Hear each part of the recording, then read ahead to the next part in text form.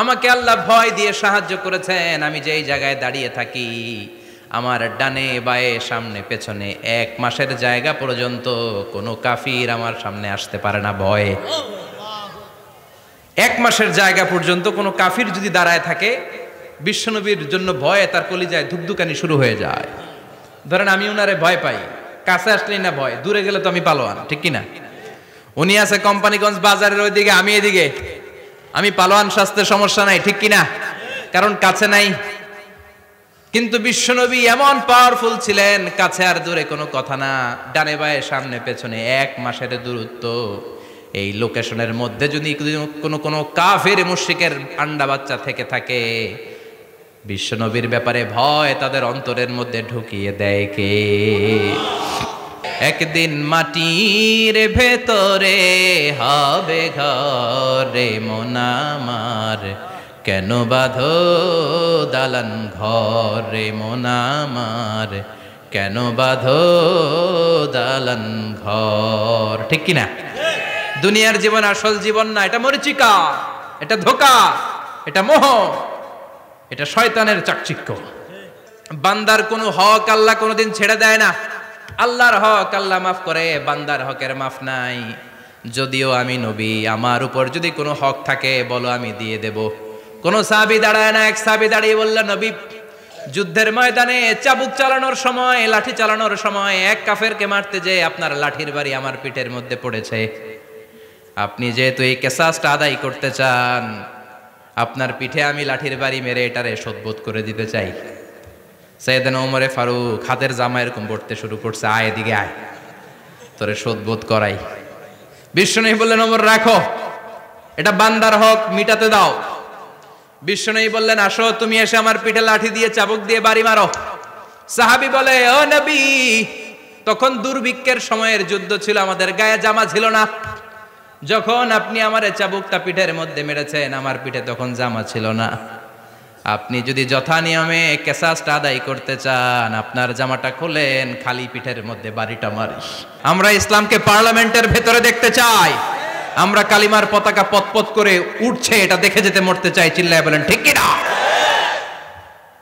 বিশ্বনবী ইনসাফ শিখালেন। বিচার আসলে 2 পক্ষের কথা শুনতেন। বিশ্বনবীর স্ত্রী সাওদা এসে বলে, নবী আমি আপনার কুমারী বউ আয়েশার ঘরে তরকারি নিয়ে গিয়েছিলাম, ঝোল নিয়ে গিয়েছিলাম, কোন বর্ণনায় পায়েস নিয়ে গিয়েছিলাম। তরকারি দেওয়ার পরে আপনার স্ত্রী রেগে বলে, তরকারি দিলা কেন? আমি কি তরকারি রাঁধতে পারি না? আনলা কেন? রাগের চোটে তরকারির ঝোল নিয়ে পায়েস নিয়ে আমার গালের মধ্যে মাখিয়ে দিয়েছে আপনার বউ। আপনি তো শ্রেষ্ঠ বিচারক, কোন বিচার করে দেন। 2 বউয়ের মধ্যে ঝগড়া আছে না নাই? বিশ্বনবী সাউদার কথা শুনলেন, মা আয়েশাকে ডেকে পাঠালেন। মা আয়েশারে বললেন, ও আয়েশা, আসলে এমনটা করেছো নাকি? মা আয়েশা বলে, নবী তখন আমার মেজাজটা বড্ড গরম ছিল, রাগের মাথায় ঝোল নিয়ে আমি সাউদার মুখে লাগিয়ে দিয়েছি, আসলে কাজটা ঠিক হয় নাই, আমারে ক্ষমা করেন। বিশ্বনবী 2 জনের কথা শুনে ঠান্ডা হয়ে বসলেন। সুবহানাল্লাহ। একজনের কথা শুনে রায় দেয় নাই, ঠিক কিনা? 2 জনের কথা শুনে বিশ্বনবী বললেন, আমার আদালতের রায় হচ্ছে কিসাস, টিট ফর ট্যাট। যেমন করেছো তেমন, ঘুষি মারলে ঘুষি, গুতা মারলে গুতা, ঠেলা মারলে ঠেলা, আছে না নাই? সাউদাকে যেমনি তুমি পায়েস মাখিয়ে দিয়েছ, সাউদাও পায়েসের বাটি থেকে কিছু পায়েস নিয়ে আয়েশার গালে মাখো। সুবহানাল্লাহ পড়েন। সাউদাও বিশ্বনবীর রায় অনুযায়ী বাটি থেকে পায়েসের ঝোল নিয়ে মা আয়েশার গালের মধ্যে মেখে দিলেন। মা আয়েশা কি আর করবেন, হেসে দিলেন। সাইয়েদাতুনা সাউদাও হাসলেন, বিশ্বনবীও হাসলেন। আরশের উপর থেকে খুশি হয়ে গেল কে? আল্লাহ। এজন্য কোরআন দিয়ে যদি, কোরআনের নিয়ম দিয়ে যদি, বিশ্বনবীর শেখানো পন্থায় যদি বিচার হয়, ওই বিচারের মধ্যে ইনসাফ থাকবে, জুলুম থাকবে না। ওই বিচারের মধ্যে কোনো স্কাইপি কেলেঙ্কারি হবে না। আমাদের টেলিফোনের ফোনালাপ ফাঁস হয়ে যায়, স্কাইপি ফাঁস হয়ে যায়, অনেক ঝামেলা হয়ে যায়, আছে না নাই? এরপরেও জনগণের চোখ খোলে না। আল্লাহ তুমি চোখ খোলার তৌফিক দাও, সহি সমঝ দান করো, পড়ে না আমিন। বিশ্বনবী ইনসাফ করতেন। বনু মাখজুমিয়া গোত্রের এক মহিলা চুরিতে ধরা পড়ল। কিসে ধরা পড়ল? কথা বলেন। চুরিতে, চুরি করলে নিয়ম কি?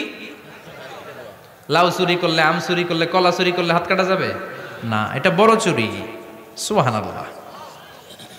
ওমরে ফারুক বলেছেন, দুর্ভিক্ষের বছর কেউ যদি চুরি করে তার হাত কেটে দেয়া যাবে না, কারণ এটা অভাবের চুরি, এটা স্বভাবের চুরি না। ঠিক কিনা? ঘরে খাবার নাই, পেটে দানা পানি নাই, লাউ চুরি করছে, মুরগি চুরি করছে, এই চোরের হাত কেটে দিও না, কারণ সে ক্ষুধার্ত, পেটে খাবার আছে, গায়ে জামা আছে, সমাজে সম্মান আছে, তারপরেও পুরো দেশটা খেয়ে ফেলতে চায়, এরকম ডাকাত আছে না নাই? দেশের টাকা পাচার করে, ব্ল্যাক মানি করে, এরকম ডাকাত আছে না নাই? ঘুষ খেতে খেতে পেটটা এরকম হাতির মতো মোটা করেছে, এরকম ডাকাত আছে না নাই? দেশের সবকিছু লুণ্ঠন করে, এরকম আছে না নাই? এই ডাকাতদের হাত কাটার মধ্য দিয়ে হাত কাটার প্রোগ্রাম শুরু করতে হবে। এরকম একটা ডাকাতের হাত কেটে যদি দেশের গভর্নমেন্ট বাইতুল মোকাররমে জুমার নামাজের সামনে লাইভ সম্প্রচার করে, সারা বাংলাদেশের 18 কোটি মানুষ যদি দেখে, আর কেউ চুরি করবে? চুরি করার আগে 3 বার লাভ দিবে, জোরে কোন ঠিক কিনা? বনু মখজুমিয়া গোত্রের এক নারী চুরিতে ধরা পড়ল। ভেরি প্রেস্টিজিয়াস এন্ড ডিগনিফাইড ফ্যামিলির মেয়ে। এলাকায় সম্ভ্রান্ত কিছু ফ্যামিলি থাকে না, এরকম বড় ফ্যামিলির মেয়ে। সব সাহাবারা বলল, এখন যদি নবী হাত কেটে দেয় মদিনাতে তো মারামারি হবে। ওসামা বিন যায়েদকে বলল, ওসামা, তুমি বিশ্বনবীর সবচেয়ে প্রিয় পাত্র, হুব্বু রাসূলিল্লাহ, তুমি যাও বিশ্বনবীরে বলো হাত যেন কেটে না দেয়। ওসামা যে বলে, নবী গো, সব সাহাবারা বলেছে এই মেয়ের হাত কাটলে মদিনায় ঝামেলা হবে, হাত কেটে দিয়েন না। এই কথা শুনে বিশ্বনবীর চেহারাটারে লাল করে দিল কে? বিশ্বনবী বললেন, ওসামা, কোত্থেকে এত বড় স্পর্ধা পেলি রে তুই ওসামা? এই আইনটা তো আমি বানাই নাই, আরশের উপর থেকে এই আইনটা নাজিল করেছে কে? আস-সারিকু ওয়াস-সারিকাতু ফাকতাউ আইদিয়াহুমা জাযাআম বিমা কাসাবা নাকালাম মিনাল্লাহ ওয়াল্লাহু আজিজুন হাকীম। সুবহানাল্লাহ পড়েন। If anyone steal something very precious from the society, from house, the government should cut down his right hand. দামি কিছু চুরি করলে গভর্নমেন্ট কাটবে, আমরা কাটতে পারবো? এটা সরকারের কাজ, সরকার ডান হাত কেটে দিবে। ওসামা, এটা আল্লাহর আইন। কেমন করে আল্লাহর আইনে তুমি সুপারিশ করতে আসো? কোন বনু মখজুমিয়া গোত্রের মেয়ে? ওই মেয়ে তো দূরের কথা, আমার কলিজার টুকরা ফাতেমাও যদি চুরি করে, আমি রামদানিয়ে ফাতেমার ডান হাতটা এক কোপ দিয়ে কেটে দিতে এক মুহূর্ত দেরি করব না রে ওসামা। জাস্টিস, ইনসাফ শিখে নাও। কেমন করে প্রতিষ্ঠা করেছে বিশ্বনবী, চিৎকার করে বলেন ঠিক কিনা? এগুলো হচ্ছে বিশ্বনবীর অভ্যাস, আচরণ। বিশ্বনবী ধীরস্থির ভাবে কথা বলতেন, তাড়াহুড়ো করতেন না। সাহাবারা বলতেন, বিশ্বনবী যখন কথা বলতেন প্রতিটা শব্দ আলাদা করা যেত, প্রতিটা অক্ষর আলাদা করা যেত। আল্লাহু আকবার। আবার জরুরি কোনো কথা যখন বিশ্বনবী বলতেন, ওইটাকে 3 বার বিশ্বনবী রিপিট করতেন। কয়বার? 3 বার। কারণ জরুরি। কারণ কি? যেন না ভুলে যায়, ভুল যেন না হয়, 3 বার বলতেন। বিশ্বনবী একবার তাকওয়া নিয়ে ওয়াজ করতেছিলেন, আর বলছিলেন, তাকওয়া হা হুনা হা হুনা হা হুনা। তাকওয়া এইখানে এইখানে এইখানে। কয়বার বললেন? কারণ তাকওয়ার ওয়াজ কি কম গুরুত্বপূর্ণ নাকি বেশি গুরুত্বপূর্ণ? তাকওয়া মানে কার ভয়? যাদের হৃদয়ে আছে আল্লাহর ভয়, তারা কভু পথ ভুলে যায় না। আল্লাহর প্রেম ছাড়া এই দুনিয়ায় কারো কাছে কোনো কিছু চায় না। ঠিক কি না? যাদের হৃদয়ে আছে আল্লাহর ভয়, তারা কভু পথ ভুলে যায় না। আল্লাহর প্রেম ছাড়া এই দুনিয়ায় কারো কাছে কোনো কিছু চায় না। রাতের আধারে যারা সেজদাতে রয়, দু চোখের শ্রুতে নদী যেন বয়। রাতের আধারে যারা সেজদাতে রয়, দু চোখের শ্রুতে নদী যেন বয়। ছলনার হাতছানি যতই ডাকুক, ছলনার হাছানি যতই ডাকুক, পেছনে ফিরেও সে তাকায় না। যাদের হৃদয়ে আছে আল্লাহর ভয়, তারা কবু পথ ভুলে যায় না। আল্লাহর প্রেম ছাড়া এই দুনিয়া কারো কাছে কোনো কিছু চায় না। চিৎকার করে বলেন ঠিক কিনা? তাকওয়ার ওয়াজ করলেন, তাকওয়া মানে আল্লাহর ভয়। বিষ্ণুই বললেন আর তাকওয়া হা হুনা, তাকওয়া হা হুনা, তাকওয়া হা হুনা। তাকওয়া এই জায়গায়, তাকওয়া এই জায়গায়, তাকওয়া এই জায়গায়। যেহেতু এটা গুরুত্বপূর্ণ, বিষ্ণুনবী 3 বার ইঙ্গিত করে বলেছেন। সুবহানাল্লাহ। বিষ্ণুনবী বলেন না তাকওয়া হা হুনা, তাকওয়া এইটা। বলেন না তাকওয়া হা হুনা, তাকওয়া এইটা। বলেন না তাকওয়া হা হুনা, তাকওয়া এইটা। জুব্বায় তাকওয়া, দাড়িতে তাকওয়া, টুপিতে তাকওয়া বলে নাই। তাকওয়ার আসল জায়গা হলো হৃদয়। এজন্য যাদের হৃদয়ে আল্লাহর ভয় আছে, তারা কোনোদিন পথ হারাতে পারে, তাদেরকে সিরাতুল মুস্তাকিমের উপর দায়েম রাখে কে? কি সুন্দর অভ্যাস ছিল বিশ্বনবীর, মানার দরকার আছে না নাই? বিশ্বনবীর আরেকটা অভ্যাস ছিল, বাসি খাবার খেতেন না, জানেন? বাসি খেতেন না, অল্প খেতেন, কিন্তু যেটা খেতেন ভালোটা খেতেন। অল্প খেতেন কিন্তু যেটা খেতেন ভালো খেতেন। মধু খেতে পছন্দ করতেন, কিন্তু মধুর মধ্যে দুর্গন্ধওয়ালা একটা মধু আছে না, মাগাফির, বুখারীতে লম্বা ঘটনা, ওইদিকে যাব না। এই মাগাফিরের মধু উনি খেতে চাইতেন না। ভালো সুগন্ধিওয়ালা মধু তিনি বিশ্বনবী খেতে পছন্দ করতেন। বিশ্বনবীর খাবারের তালিকায় সবচেয়ে পছন্দনীয় তালিকায় ছিল এই মধু। মধু খেতেন, দুধ খেতেন, খেজুর খেতেন, জব খেতেন, বার্লি খেতেন, ছাগলের বাজুর মাংস খেতে পছন্দ করতেন, সিনার মাংস। সুবহানাল্লাহ কইবেন না? What a choice! কি চয়েস ছিল বিশ্বনবীর! বাজুর মাংস খেতেন। বিশ্বনবী লাউ খেতে পছন্দ করতেন, লাউ। রুম্মান ফল খেতে পছন্দ করতেন, রুম্মান মানে ডালিম। রুম্মান মানে কি? ডালিম খেতে পছন্দ করতেন। মাশরুম খেতে পছন্দ করতেন। সুবহানাল্লাহ পড়েন। মাশরুমের স্যুপ পাওয়া যায় না রেস্টুরেন্টে? বিশ্বনবী বলতেন আল কামআতু মিনাল মান্নি ওয়া মাউহা শিফাউন লিল আইন। এই কামআ মানে মাশরুম, ব্যাঙের ছাতা, এটা হলো মান্না সালোয়ার মতো দামি খাবার। আর এই মাশরুমের স্যুপ চোখের জন্য মহৌষধ। যাদের রাত কানা দিন কানা আছে, মাশরুমের স্যুপ খান, চোখ ভালো করে দিবে কে? এজন্য বিশ্বনবী যেগুলো খেত এগুলো খাওয়ার দরকার আছে না নাই? বিশ্বনবীর যে সুন্দর চরিত্র ছিল, আচরণ ছিল, এগুলো পালনের দরকার আছে না নাই? তাহলে বিশ্বনবীর 3টা কথা বলবো বলেছিলাম। প্রথম কথা ছিল দেখতে কেমন ছিল। অনেক কথা এত বলা যাবে না, সংক্ষেপে বললাম যে বিশ্বনবীর আচরণ কেমন ছিল। এখন শুনবো, শেষ কথা বলে যাই, বিশ্বনবীর ইন্টেলেকচুয়াল পাওয়ার কেমন ছিল, ওনার বুদ্ধিমত্তা কেমন ছিল।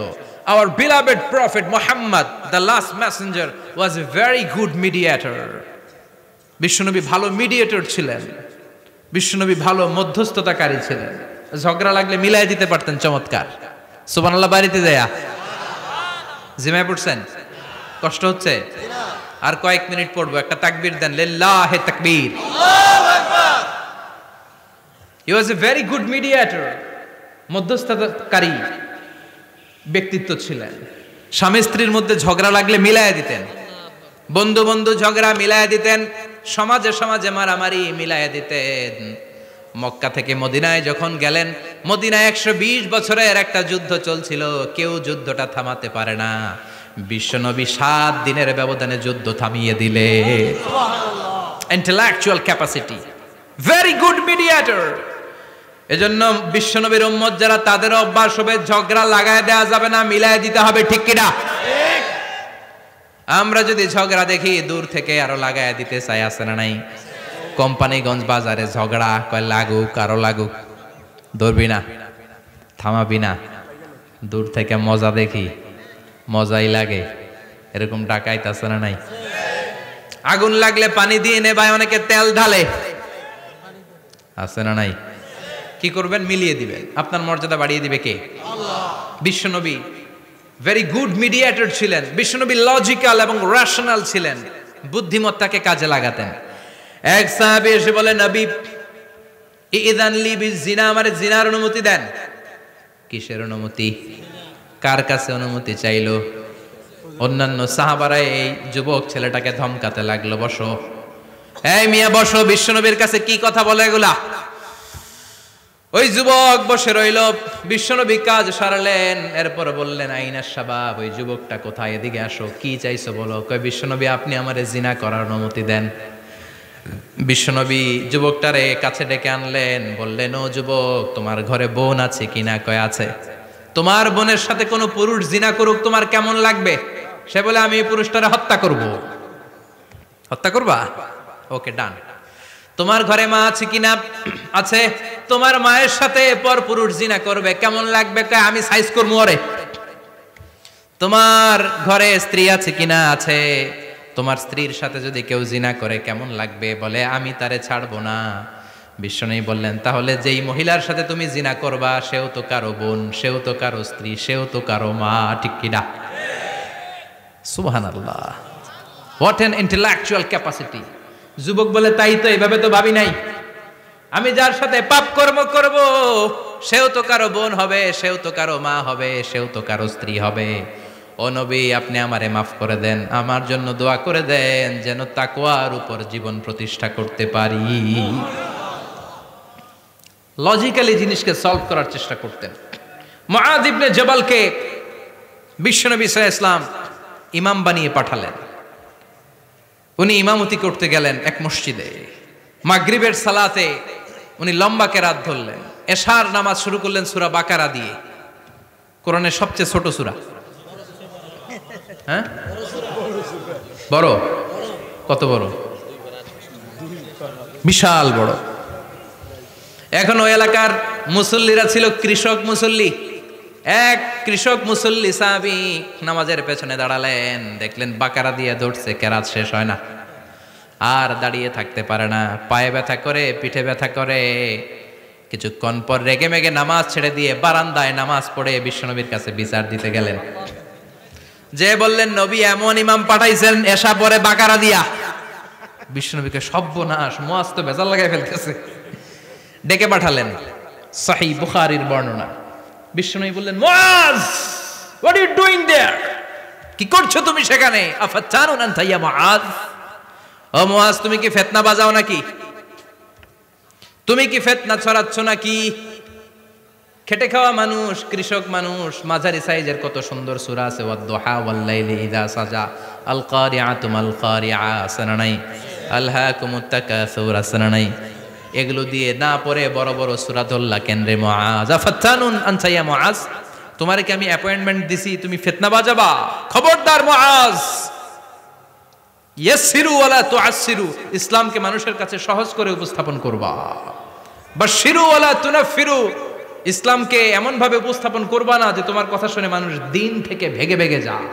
তাহলে এই দায়ভার ইসলামের নয়, এই দায়ভার বর্তাবে তোমার কাঁধের উপর। চিৎকার করে বলেন ঠিক কিনা? আমাদের মধ্যে অনেকে ইসলামকে অনেক কঠিন করে ফেলে, মানুষকে আশার বাণী শোনায় না। কয় এমনে না পড়লে আপনার বাদ, আপনি বেদাত করছেন, আপনি শিরক করছেন, আপনার কিচ্ছু হবে না। যারে বলে কিচ্ছু হবে না সে বলে আমার যেহেতু কিচ্ছু হবে না তোর কথা শোনার আমার দরকার নাই। যে আমারে আশার বাণী শোনায় আমি তার কাছে যাই, ঠিক কি না? এজন্য সহিহ ইসলাম আপনি প্রচার করবেন, but your approach should be very flexible. 100 বছর যেটা চালু আছে আপনি একদিনে উঠিয়ে দিতে পারবেন? It's not a logical approach. বিশ্বনবীর অ্যাপ্রোচ, বিশ্বনবীর রেশনাল ক্যাপাসিটি এমনটা ছিল না। সহজভাবে বুঝাবেন। আদ-দীনু ইউসরুন লা উসরা ফি, দিনটা হলো সহজ, দিনের মধ্যে কাঠিন্যতা নাই। সুবহানাল্লাহ, কি ক্যাপাসিটি! আমি যেমনি আপনাদেরকে নিয়ে বসে ওয়াজ করতেছি, বিশ্বনবী ওয়াজ করতেন, তবে সংক্ষিপ্ত ওয়াজ। আমরা আধা ঘন্টা করে যদি রাখতে চাই, হুজুর আরো আধা ঘন্টা করেন। তো আরো আধ ঘন্টা করে যদি শেষ করতে চাই, হুজুর আর 10 মিনিট করেন। হুজুর ওয়াজ অনেক টেস্ট লাগে, হুজুর নামাজ টেস্ট লাগে না। আচ্ছা না নাই? ওয়াজ ভাল লাগে, নামাজ ভাল লাগে না, কিন্তু বিশ্বনবীর ওয়াজ ছিল সংক্ষিপ্ত। আর বিশ্বনবী বলতেন, one of the minor sign before the day of judgment, your lecture will be longer, your সালাত উইল বি শর্টার। কিয়ামতের আগে তোমাদের লেকচার, ইসলামী লেকচার লম্বা হবে, নামাজ হয়ে যাবে সংক্ষিপ্ত। এই আলামত সমাজে আছে না নাই? বিশ্বনবী সংক্ষিপ্ত কথা বলতেন, আর ওনার বুদ্ধিবৃত্তিক ক্যাপাসিটি কাজে লাগিয়ে তিনি বুঝাতেন। হাত দিয়ে ইঙ্গিত করতেন, আঙ্গুলের বিভিন্ন ব্যবহার সমাজে আছে না নাই? এরকম করলে এটারে লাইক বলে না, এরকম করলে বলে ডিসলাইক। আবার ক্রিকেটে এরকম করলে কয় ছক্কা। আবার একটা উড়াইলে কয় তুই যা। বিশ্বনবী একবার কিয়ামতের ওয়াজ করছেন, দুইটা আঙ্গুলকে এরকম করে বললেন, আনা বুইসতু আনা ওয়াসসাআতু কাহাতাইন, এই দুইটা আঙ্গুল যেমনি কাছাকাছি, আমি এবং কিয়ামত এরকম কাছাকাছি নাজিল হয়েছি। আমি এবং কিয়ামত এরকম কাছাকাছি। বুইসতু আনা ওয়াসসাআতু কাহাতাইন। আবার বলতেন, আনা ওয়া কাফিলুল ইয়াতীমি কাহাতাইন, আমি এবং ইয়াতীমের রক্ষণাবেক্ষণকারী এই দুইজন জান্নাতে এরকম কাছাকাছি থাকবো। কোন সুবহানাল্লাহ। এরকম আঙ্গুল দিয়ে বিশ্বনবী বুঝাতে চাইতেন। আবার মাটির মধ্যে খেজুর গাছের ডালা দিয়ে লম্বা একটা দাগ টানলেন, ডানে বায়ে অনেকগুলো দাগ টানলেন। সাহাবারা বললেন, এটা কি? বিশ্বনবী বললেন, এই যে দাগটা দেখলা, এই দাগটার নাম হলো সিরাতুল মুস্তাকিম। চিল্লায় বলেন, এই দাগটার নাম কি? সিরাতুল মুস্তাকিম। আর ডানে বায়ে ছোট ছোট যে দাগগুলো দিলাম, এগুলো হলো সুবুলুশ শায়তান, শয়তানের রাস্তা। সিরাতুল মুস্তাকিমে উঠলে শয়তানের রাস্তা থেকে অনেক হাতছানি আছে না নেই? ডানে বায়ে তাকানো যাবে না। সিরাতুল মুস্তাকিমে যে তুমি উঠেছো, চলতে থাকে বা চলা শুরু হলো দুনিয়াতে, শেষ হয়ে যাবে জান্নাতে। বিশ্বনবী মাঝে মাঝে বুঝানোর জন্য প্রশ্ন করতেন, কারণ প্রশ্ন ছুড়ে দিলে মানুষের মধ্যে জানার আগ্রহ বাড়ে না কমে? কথা বলেন। আমি যদি একটা প্রশ্ন করি আর বললাম উত্তর দেন, কেউ পারতেছেন, একটু ঠেকা ঠেকা ভাব, ঠেকে যাচ্ছেন, তখন হুট করে উত্তরটা বললে এটার জীবনে ভুলবেন না, বলবেন? কারণ ওই যে ঠেকছেন, শিখছো কোথায়? ঠেকছি যেথায়, ঠিক কি না? বিশ্বনবী প্রশ্ন করতেন। বিশ্বনবীর এই প্রশ্নটা বলে শেষ করছি। বিশ্বনবী সাহাবাদের মাঝখানে ওয়াজ করতেছেন আর বলতেছেন, ইন্না মিনা শাজারি শাজারা লা ইয়াসকুতু ওয়ারাকুহা মাসালুহু কামাসালিল মুসলিম। বললেন, আমাদের এই ভূখণ্ডে এমন একটা গাছ আছে, যেই গাছের পাতা ঝরে না, এই গাছের দৃষ্টান্ত মুমিনের দৃষ্টান্তের মতো। বলো তো গাছটা কি? কে জানো? কেউ কথা কয় না। কি গাছ? কি গাছ? কেউ কথা কয় না, কেউ বলতে পারে না। কেউ বলে শাজারাতুল বাওয়াদি, ওই ক্যাকটাস গাছ, পাহাড়ি গাছ, ওই গাছ, সেই গাছ, কেউ বলতে পারে নাই। বিশ্বনবী বললেন, কেউ পারো নাই? সঠিকটা শুনে নাও, ইন্নাহা নাখলা, এটা খেজুর গাছ। সুবহানাল্লাহ পড়েন। সাহাবীরা ভাবছে এটা তো ঘরের পাশে আছে, এটা মনে কয় নাই। সব ঘরের চিপায় আরব দেশে খেজুর গাছ, সাহাবারা ভাবছে এটা তো ঘরের গাছ, এটা মনে হয় জিজ্ঞেস করে না, এজন্য দূরে দূরে চিন্তা করছে। কোন সুবহানাল্লাহ। সব সাহাবীরা বাড়িতে ফিরে গেলেন। ওমরে ফারুক, ওনার ছেলে আব্দুল্লাহ ইবনে ওমরও গেল। আব্দুল্লাহ বলে, আব্বা, বিষ্ণুনবী যে জিজ্ঞেস করেছিল, বলো তো কোন গাছের পাতা ঝরে না, যেই গাছের দৃষ্টান্ত মুমিনের দৃষ্টান্তের মতো? আপনারা কেউ পারেন নাই, আমি কিন্তু জানতাম এটা খেজুর গাছ। ওমরে ফারুক বললেন, বেটা কইলি না কেন? কইতে পারলে নবীর সামনে আমার কলিজাটা এত বড় হয়ে যেত। আমার কলিজার টুকরা ছেলে পেড়েছে, কেউ পারে নাই। আব্দুল্লাহ বলে, বাপ চাচা আপনারা কেউ পারেন না, আমি কই কেমনে? শরম লাগছে, শরম। সুবহানাল্লাহ কইবেন না? QA session, questioning answering session করে বিশ্বনবী সাহাবাদেরকে শিখাতে চাইতেন। এজন্য এ নবী এমন নবী যে নবীর পুরো জীবনের প্রতিটি ইঞ্চি ইঞ্চি জায়গাতে আমাদের জন্য শিক্ষা আছে না নাই? এই শিক্ষাগুলো গ্রহণ করতে রাজি আছেন তো? বিশ্বনবীকে দিয়েছেন, আমরা শুনি। এক নাম্বার স্ট্যাটাস হলো সাহিবু শাক্কি সাদর। বিশ্বনবীর সিনা চাক হয়েছে, পৃথিবীর কোন নবীর সেটা হয় নাই। সুবহানাল্লাহ। দুইবার হয়েছে এটা বিশ্বনবীর জীবনে।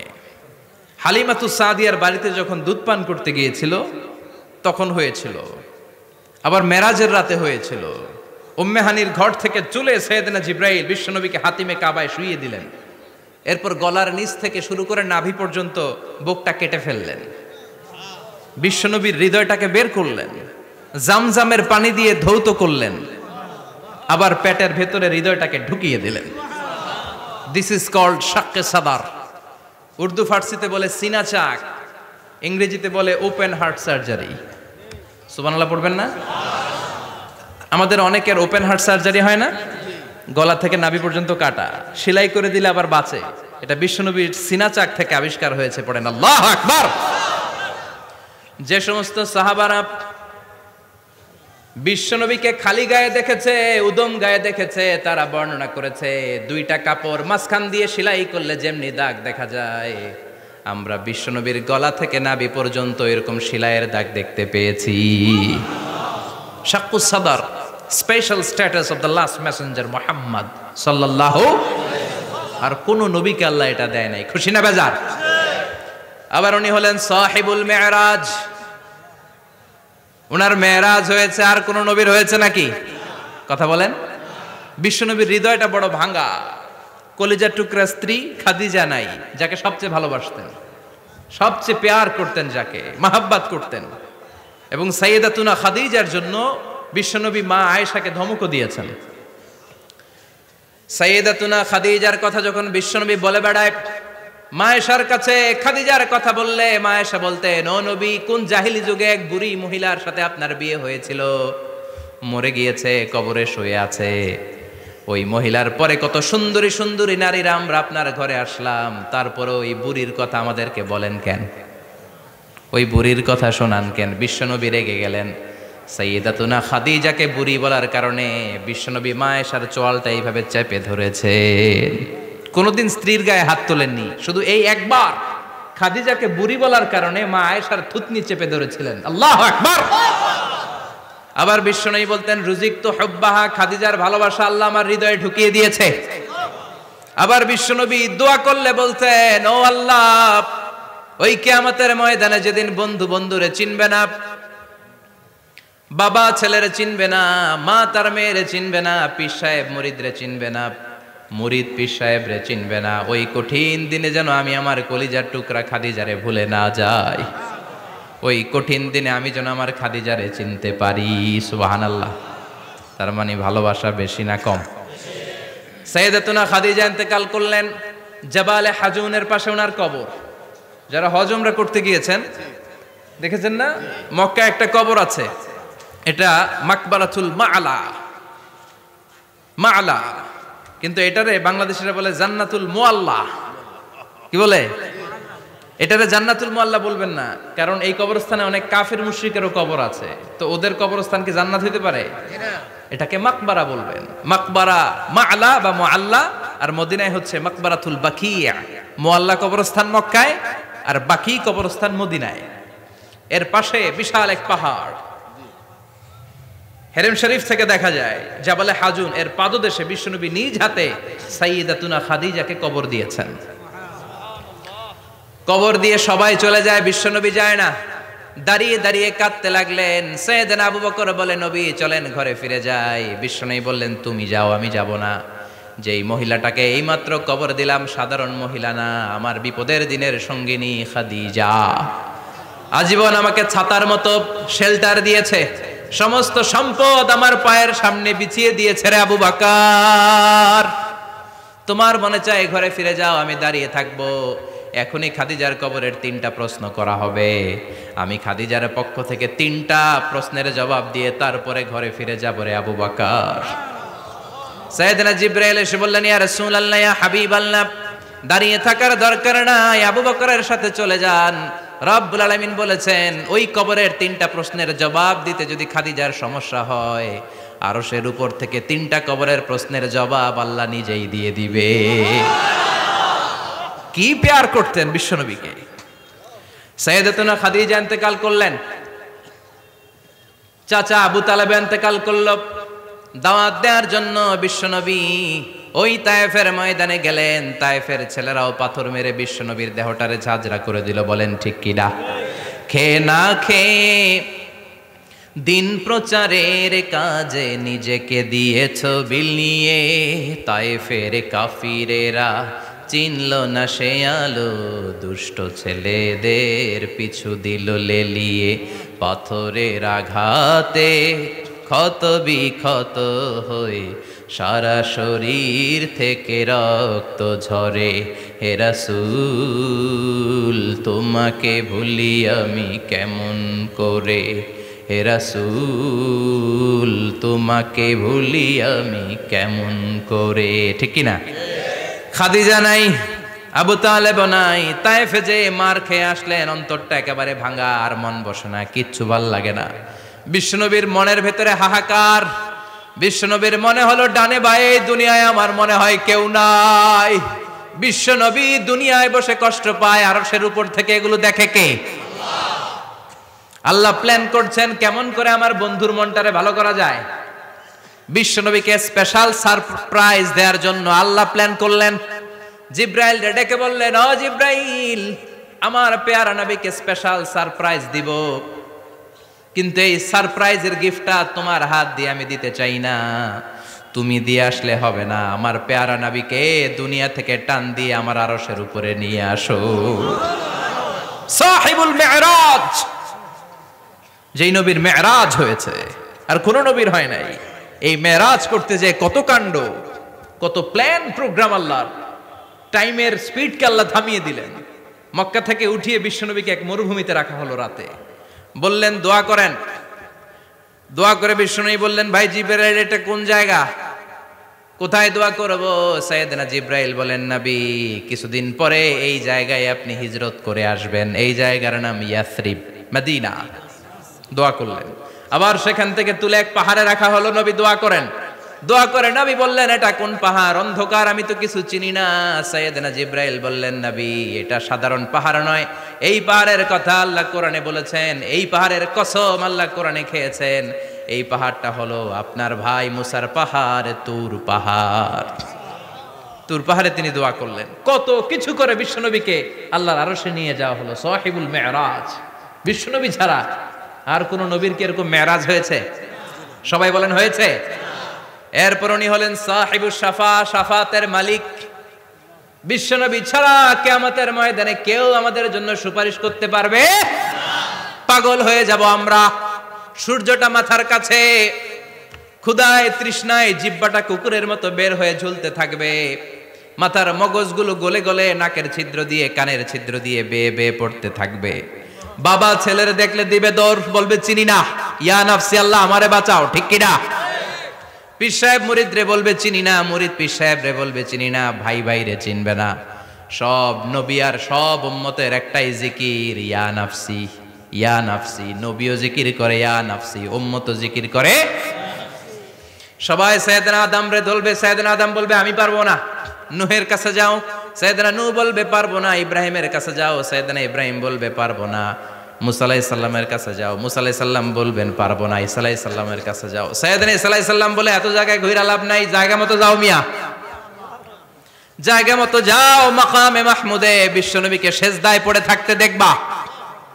ওই নবী ছাড়া আজকের এই ভয়ঙ্কর আমাদের সবার বিপদের দিন, এই বিপদের দিনে আল্লাহর সামনে দাঁড়িয়ে কথা বলার মতো সাহস আজকে কারো নাই। বিশ্বনবী কাঁদতে থাকবেন, সেজদায় পড়ে কাঁদবেন। সবার জিকির ইয়া নাফসি ইয়া নাফসি, বিশ্বনবীর জিকির ইয়া উম্মতি। কাঁদতে কাঁদতে নবী আমার বেহুশ, সবাই বিশ্বনবীর চারদিকে দাঁড়িয়ে থাকবে গোল হয়ে। আমার নবী মাকামে মাহমুদে সিজদায় পড়ে থাকবে। বিশ্বনবীর কান্না দেখে আল্লাহর সহ্য হবে না। আল্লাহ বলবে না নবী ইরফা রাসাক, মাথা উঠান, আর সইতে পারি না। সাল তোতা, এবার চান, কি লাগবে আপনার সব দেব। ওয়াশফা তুশাফা, যার জন্য সুপারিশ করবেন তাকেই জান্নাত দিয়ে দেব। বিশ্বনবী বলেন লিকুল্লি নবীন দাওয়া মুস্তাজাবা, সব নবীর দুনিয়াতে একটা স্পেশাল দোয়া ছিল, এটাকে বলে দাওয়া মুস্তাজাবা। এই দোয়াটা করলেই কবুল করে নিয়েছে কে? আল্লাহ। সব নবীর ওই দোয়াটা দুনিয়াতেই করেছেন, শুধুমাত্র কেবলমাত্র বিশ্বনবী তার স্পেশাল দোয়াটা আজ পর্যন্ত এখন পর্যন্ত করে নাই। বিশ্বনবী বলেন ওয়া ইন্নী আখতাবিউ দাওয়াতি শাফাআতান লি উম্মতি ইয়াউমাল কিয়ামাহ, আমি আমার দোয়াটা, আমি আমার স্পেশাল সাপ্লিকেশনটা কিয়ামতের দিন কঠিন মুসিবতের কালে তোমরা যখন বিপদে পড়ে যাবা, আমার স্পেশাল দোয়াটা ওই দিন করে আমি তোমাদের সুপারিশ করে জান্নাতে পাঠায়া দেব। সাহিবুশ শাফা, বিশ্বনবী ছাড়া কথা বলার মতো ক্ষমতা, স্পর্ধা, সাহস সেদিন কারো থাকবে না। চিৎকার করে বলেন ঠিক কি না? আবার উনি সাহিবুল কাউসার, উনি কাউসারের মালিক। আল্লাহ ওনাকে কাউসার দিবেন। অন্য নবীগণও দিছে না? কথা বলেন, কাউসার দিয়েছে। কি মজার পানি, আহলা মিনাল আসাল, মধুর চাইতেও মিষ্টি, সুইটার দেন হানি, মধুর চাইতেও মিষ্টি। আব্রাদু মিনাস সালজ, বরফের চাইতেও ঠান্ডা। আবিয়াদু মিনাল লাবান, দুধের চাইতেও সাদা। এক ঢোক যে পান করবে আজীবনের জন্য তৃষ্ণা চলে যাবে। সাহিবুল কাউসার, তৃষ্ণার চোটে আমরা পাগল পারা হয়ে বিশ্বনবীর কাউসারের দরবারে যাব। বিশ্বনবী পেয়ালার মধ্যে করে করে আমাদেরকে কাউসার পিলাবেন। এই কাউসারের ক্ষমতাও রব্বুল আলামিন পৃথিবীর কোনো নবীকে দেন নাই। সব নবীরাও বিশ্ব নবীর কাছে চেয়ে চেয়ে কাউসার সেদিন খাবে। সুবহানাল্লাহ পড়বেন না? সাহিবুল কাউসার, সাহিবুল মেরাজ, সাহিবুল শাফাআহ, সাহিবুল মাকাম আল মাহমুদ। আজানের পরে দোয়াতে বলি না, আতি মুহাম্মাদিনিল ওয়াসিলাতা ওয়াল ফাদিলা ওয়া বা'আসহু মাকামান মাহমুদা। ও আল্লাহ, আমার নবীর আপনি মাকামে মাহমুদ দেন। মুফাসসিরিন ইকরাম, মুহাদ্দিসিন ইকরাম এই মাকামে মাহমুদ কি এটার ব্যাখ্যা করতে যে হয়রান হয়েছেন। কেউ বলেছেন কিয়ামতের ময়দানে বিশাল একটা সিংহাসন, কেউ বলেছে জান্নাতের মধ্যে একটা সিংহাসন, কেউ বলেছে না না, আমার আল্লাহর আরশের পাশে স্পেশাল একটা জায়গা আছে, ওই জায়গাটার নাম হলো মাকামে মাহমুদ। ওখানে বিশ্বনবী বসবেন। এই নবীর সাথে কারো স্ট্যাটাসের কোনো তুলনা চলে? কথা বলতে হবে। এই নবীরে গালি দিলে কলিজায় আগুন লাগে না? এই নবীর বিরুদ্ধে কথা বললে মুসলমান সইতে পারে? এমন স্ট্যাটাস আল্লাহ বানালেন, এত মর্যাদা আল্লাহ দিলেন, এত সম্মান দিলেন, গোটা বিশ্বের কোনো নবীরে দেয় নাই। আবার বিশ্বনবী বলতেন, নুসিরতু বির-রু'বি মাসিরাতা শাহর, আমাকে আল্লাহ ভয় দিয়ে সাহায্য করেছেন। আমি যেই জায়গায় দাঁড়িয়ে থাকি, আমার ডানে বায়ে সামনে পেছনে 1 মাসের জায়গা পর্যন্ত কোনো কাফির আমার সামনে আসতে পারে না ভয়ে। 1 মাসের জায়গা পর্যন্ত কোনো কাফির যদি দাঁড়ায় থাকে, বিশ্বনবীর জন্য ভয়ে তার কলিজায় ধুকধুকানি শুরু হয়ে যায়। ধরেন আমি উনারে ভয় পাই, কাছে আসলেই না ভয়, দূরে গেলে তো আমি পালোয়ান, ঠিক কিনা? উনি আছে কোম্পানিগঞ্জ বাজারের ওইদিকে, আমি এদিকে, আমি পালোয়ান, স্বাস্থ্যের সমস্যা নাই, ঠিক কিনা? কারণ কাছে নাই। কিন্তু বিশ্বনবী এমন পাওয়ারফুল ছিলেন, কাছে আর দূরে কোনো কথা না, ডানে বায়ে সামনে পেছনে 1 মাসের দূরত্ব।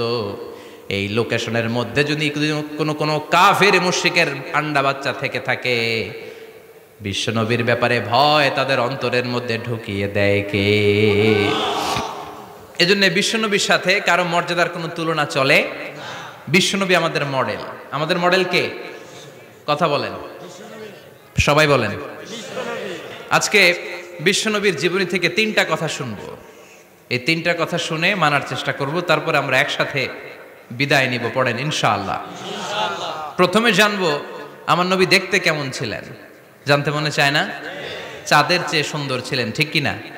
চাঁদের চেয়ে সুন্দর তুমি নবী আমার কামলিওয়ালা, চাঁদের চেয়ে সুন্দর তুমি নবী আমার কামলিওয়ালা, দু জাহানের বাদশাহ তুমি প্যারা নবী সাল্লে আলা, দু জাহানের বাদশাহ তুমি প্যারা নবী সাল্লে আলা, চাঁদের চেয়ে সুন্দর তুমি নবী আমার কামলিওয়ালা, ঠিক কিনা? আমরা হাদিসের আলোকে দেখার চেষ্টা করব আসলে তিনি কতটা সুন্দর ছিলেন। তাহলে প্রথমে শুনবো উনি দেখতে কেমন ছিলেন, তারপর শুনবো ওনার আচরণ কেমন ছিল। দেখতে কেমন ছিলেন মানে বাহিরটা কেমন, আর আচরণ মানে ভিতরটা কেমন, ঠিক কিনা? 3 নম্বরে আমরা শুনবো ওনার মেধা, বুদ্ধি, ইন্টেলেকচুয়াল ক্যাপাসিটি কেমন ছিল। কষ্ট হয়ে যাচ্ছে না তো? আলোচনা কঠিন মনে হচ্ছে? তাহলে প্রথমে শুনবো ফিজিক্যাল ক্যারেক্টারিস্টিক্স, তারপরে শুনবো বিহেভিয়ারিয়াল ক্যারেক্টারিস্টিক্স, এন্ড ফাইনালি আমরা শুনবো ইন্টেলেকচুয়াল ক্যারেক্টারিস্টিক্স। প্রথমে শুনবো দেখতে কেমন, তারপরে শুনবো আচরণ কেমন, এরপরে শুনবো বুদ্ধি কেমন। পড়েন ইনশাআল্লাহ। শুনতে রাজি আছেন তো? প্রথম পয়েন্টে আমরা শুনবো আমার নবী দেখতে কেমন ছিলেন।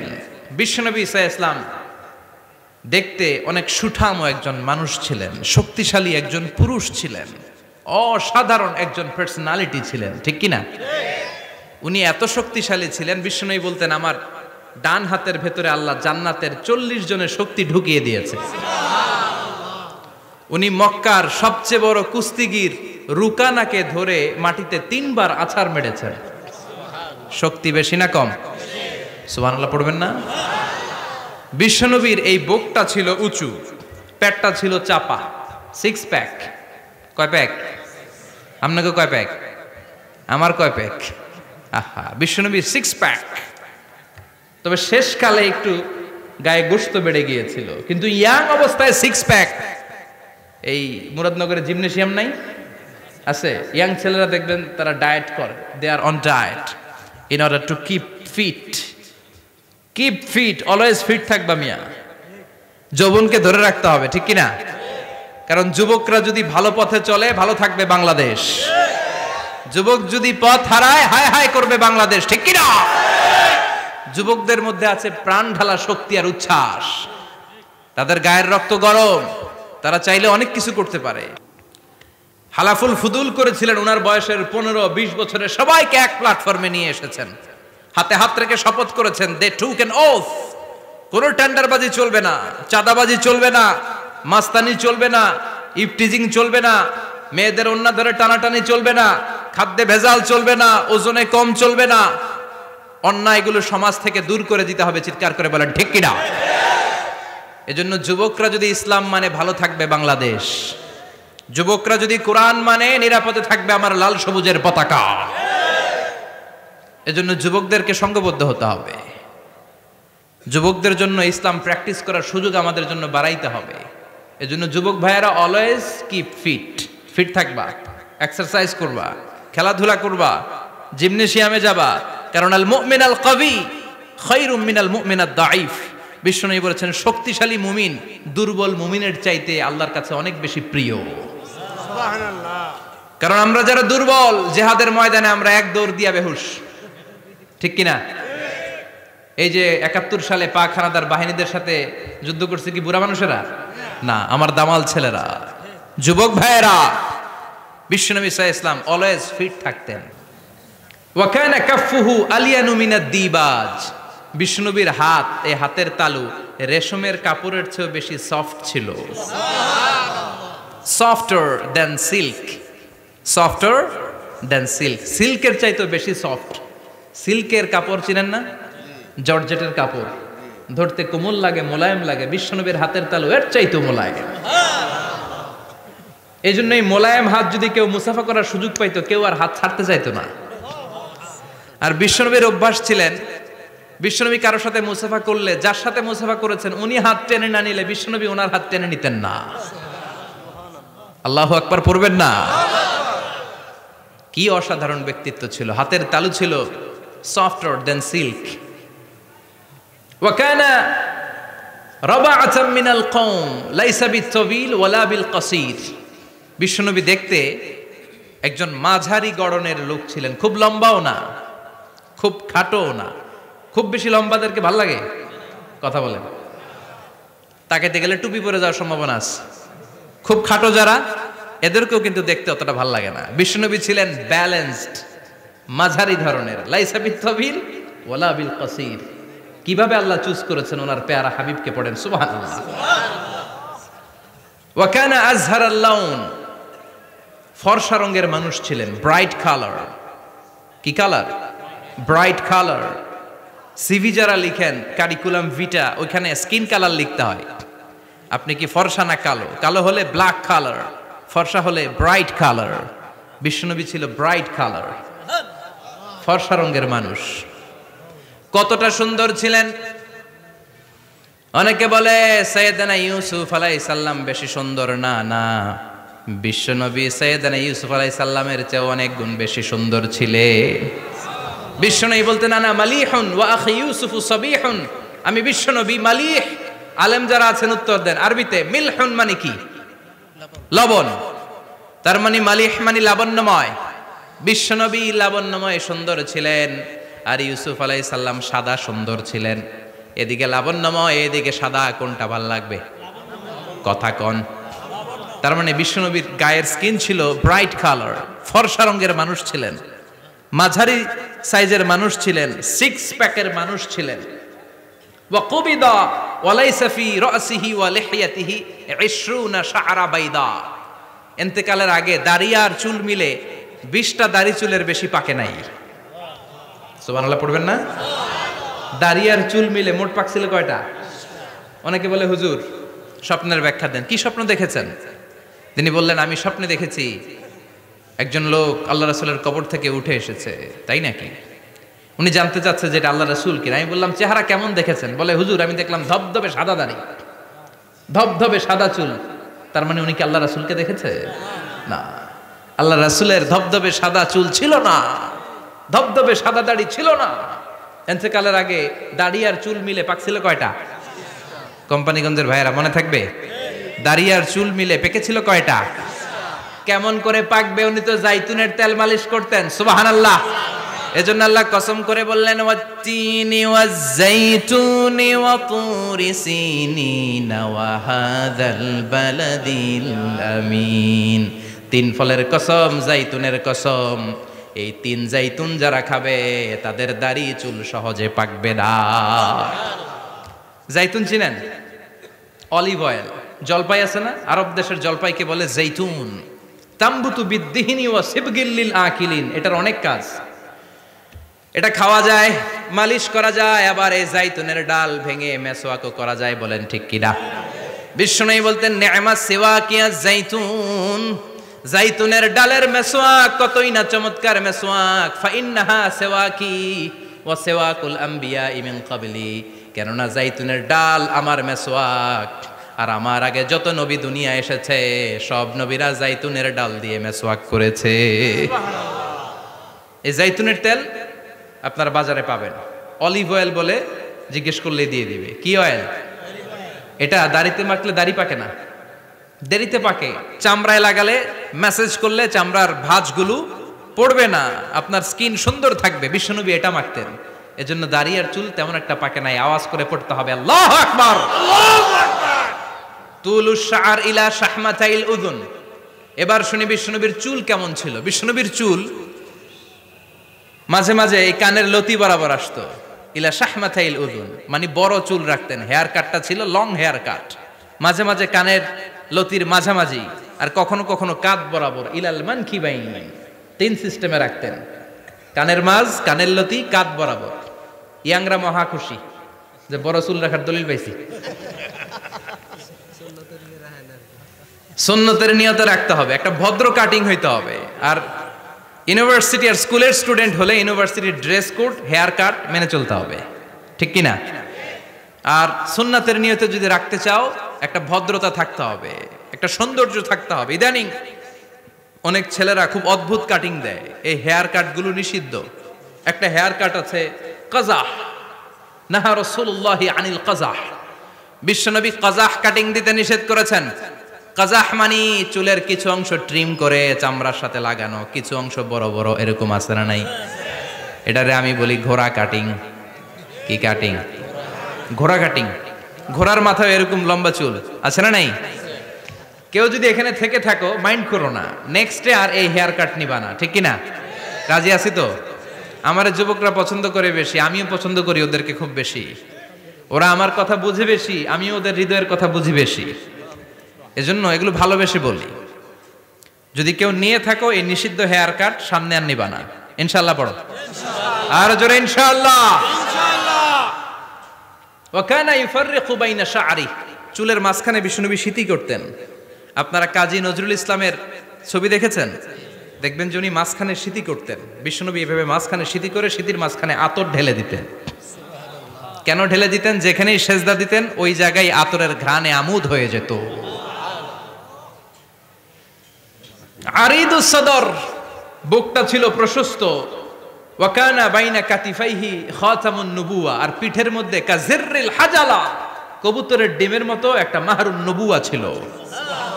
উনি যে শেষ নবী, উনি যে প্রফেট, দ্য লাস্ট মেসেঞ্জার, এটা প্রমাণ আল্লাহ সিল মেরা দিছে। বাম দিকের কাঁধে, ডান দিকে না। কোন দিকে? সাহাবারা যারা এটা দেখেছেন তারা বলেছেন যে আমরা দেখেছি এর মধ্যে কিছু চুলও ছিল, একটু লালচে ছিল, একটু উঁচু ছিল। একদিন বিশ্বনবী বললেন, বান্দার কোনো হক আল্লাহ কোনোদিন ছেড়ে দেয় না। আল্লাহর হক আল্লাহ মাফ করে, বান্দার হকের মাফ নাই। যদিও আমি নবী, আমার উপর যদি কোনো হক থাকে বলো, আমি দিয়ে দেব। কোন সাহাবী দাঁড়ায় না। এক সাহাবী দাঁড়িয়ে বলল, নবী, যুদ্ধের ময়দানে চাবুক চালানোর সময়, লাঠি চালানোর সময় এক কাফেরকে মারতে যে আপনার লাঠির বাড়ি আমার পিঠের মধ্যে পড়েছে। আপনি যেহেতু এই কেসাসটা আদায় করতে চান, আপনার পিঠে আমি লাঠির বাড়ি মেরে এটারে শোধবোধ করে দিতে চাই। সাইয়েদনা ওমরে ফারুক হাতের জামা এরকম পড়তে শুরু করছে, আয় এদিকে আয়, তোরে শোধবোধ করাই। বিশ্বনবী বললেন, ওমর রাখো, এটা বান্দার হক, মিটাতে দাও। বিশ্বনবী বললেন, আসো তুমি এসে আমার পিঠে লাঠি দিয়ে চাবুক দিয়ে বাড়ি মারো। সাহাবী বলে, ও নবী, তখন দুর্ভিক্ষের সময়ের যুদ্ধ ছিল, আমাদের গায়ে জামা ছিল না। যখন আপনি আমারে চাবুকটা পিঠের মধ্যে মেরেছেন, আমার পিঠে তখন জামা ছিল না। আপনি যদি যথা নিয়মে কেসাসটা আদায় করতে চান, আপনার জামাটা খোলেন, খালি পিঠের মধ্যে বাড়িটা মারিস। এবার আর ওমরে ফারুককে ধরে কে? এদিকে আয়, তোরে দেখাইতেছি। বিশ্বনবী বললেন, ওমর থামো, মারতে দাও। বিশ্বনবী উনার জুব্বাটা উপরের দিকে উঠালেন, পিঠের মধ্যে বাড়ি দেওয়ার জন্য ওই সাহাবীকে ডাকলেন। ওই সাহাবী বিশ্বনবীকে পিছন দিক থেকে জড়িয়ে ধরে ওই মোহরে নবুয়তের মধ্যে চুমু দিয়ে ফেলেছে। সাহাবী বললেন, নবী গো, এই নাটক করার জন্য আপনি আমারে মাফ করে দিয়েন। আপনি বিশ্বনবী, উদম গায়ে আপনারে দেখা যায় না, খালি গায়ে আপনারে দেখা যায় না। শুনেছি আপনার পিঠের মধ্যে মোহরে নবুয়ত আছে। অনেক দিনের সাধনা, জল্পনা কল্পনা, আপনার মোহরে নবুয়তে আমার ঠোঁটটা আমি লাগাবো। আপনার মোহরে নবুয়তের মধ্যে আমার ঠোঁটটা লাগিয়ে আমার ঠোঁটটারে আমি জাহান্নাম থেকে পরিত্রাণ করাবো। এজন্য প্ল্যান প্রোগ্রাম করে এতক্ষণ আপনার জামাটা খুলতে বলেছি। আপনার উপরে আমার কোনো হক নাই। আমার আব্বা মা, আমার সম্পদ, আমার জীবন আপনার জন্য কোরবান গো নবী। বিশ্বনবীর পিঠে বাম দিকে খাতামুন নবুয়া ছিল, মাহরে নবুয়া। কোন বর্ণনা এসেছে উনি এই মাহরে নবুয়া দিয়ে পিছন দিকে দেখতেন। বিশ্বনবী যখন নামাজ পড়তেন উনি বলতেন, ইস্তাকিমু ওয়া'তাদিলু ইয়ারহামুকুমুল্লাহ, কাতার সোজা করো, ফাঁকা জায়গা বন্ধ করে দাও। কারণ আমি সামনে যেমনি দেখি পেছনেও তেমনি দেখি। অনেকে বলেন বিশ্বনবী পেছনে দেখতেন এই মাহরে নবুয়াতের জায়গাটা দিয়ে। এটা ছিল বিশ্বনবীর behind CC camera, behind close circuit camera. আল্লাহু আকবার। বিশ্বনবী ছাড়া কোন নবীর পিঠে এরকম মাহরে নবুয়া ছিল নাকি? কথা বলেন। এজন্য ওই নবীরে গালি দিলে সহ্য হয়? কথা বলেন, সহ্য হয়? আবিয়াদুল ইবতাইন, বগল ছিল শুভ্র সাদা। আমাদের বগল কি সাদা? দুর্গন্ধ, কুৎসিত, কালো, তাই না? বিশ্বনবীরটা কালো? কথা কন, শুভ্র সাদা।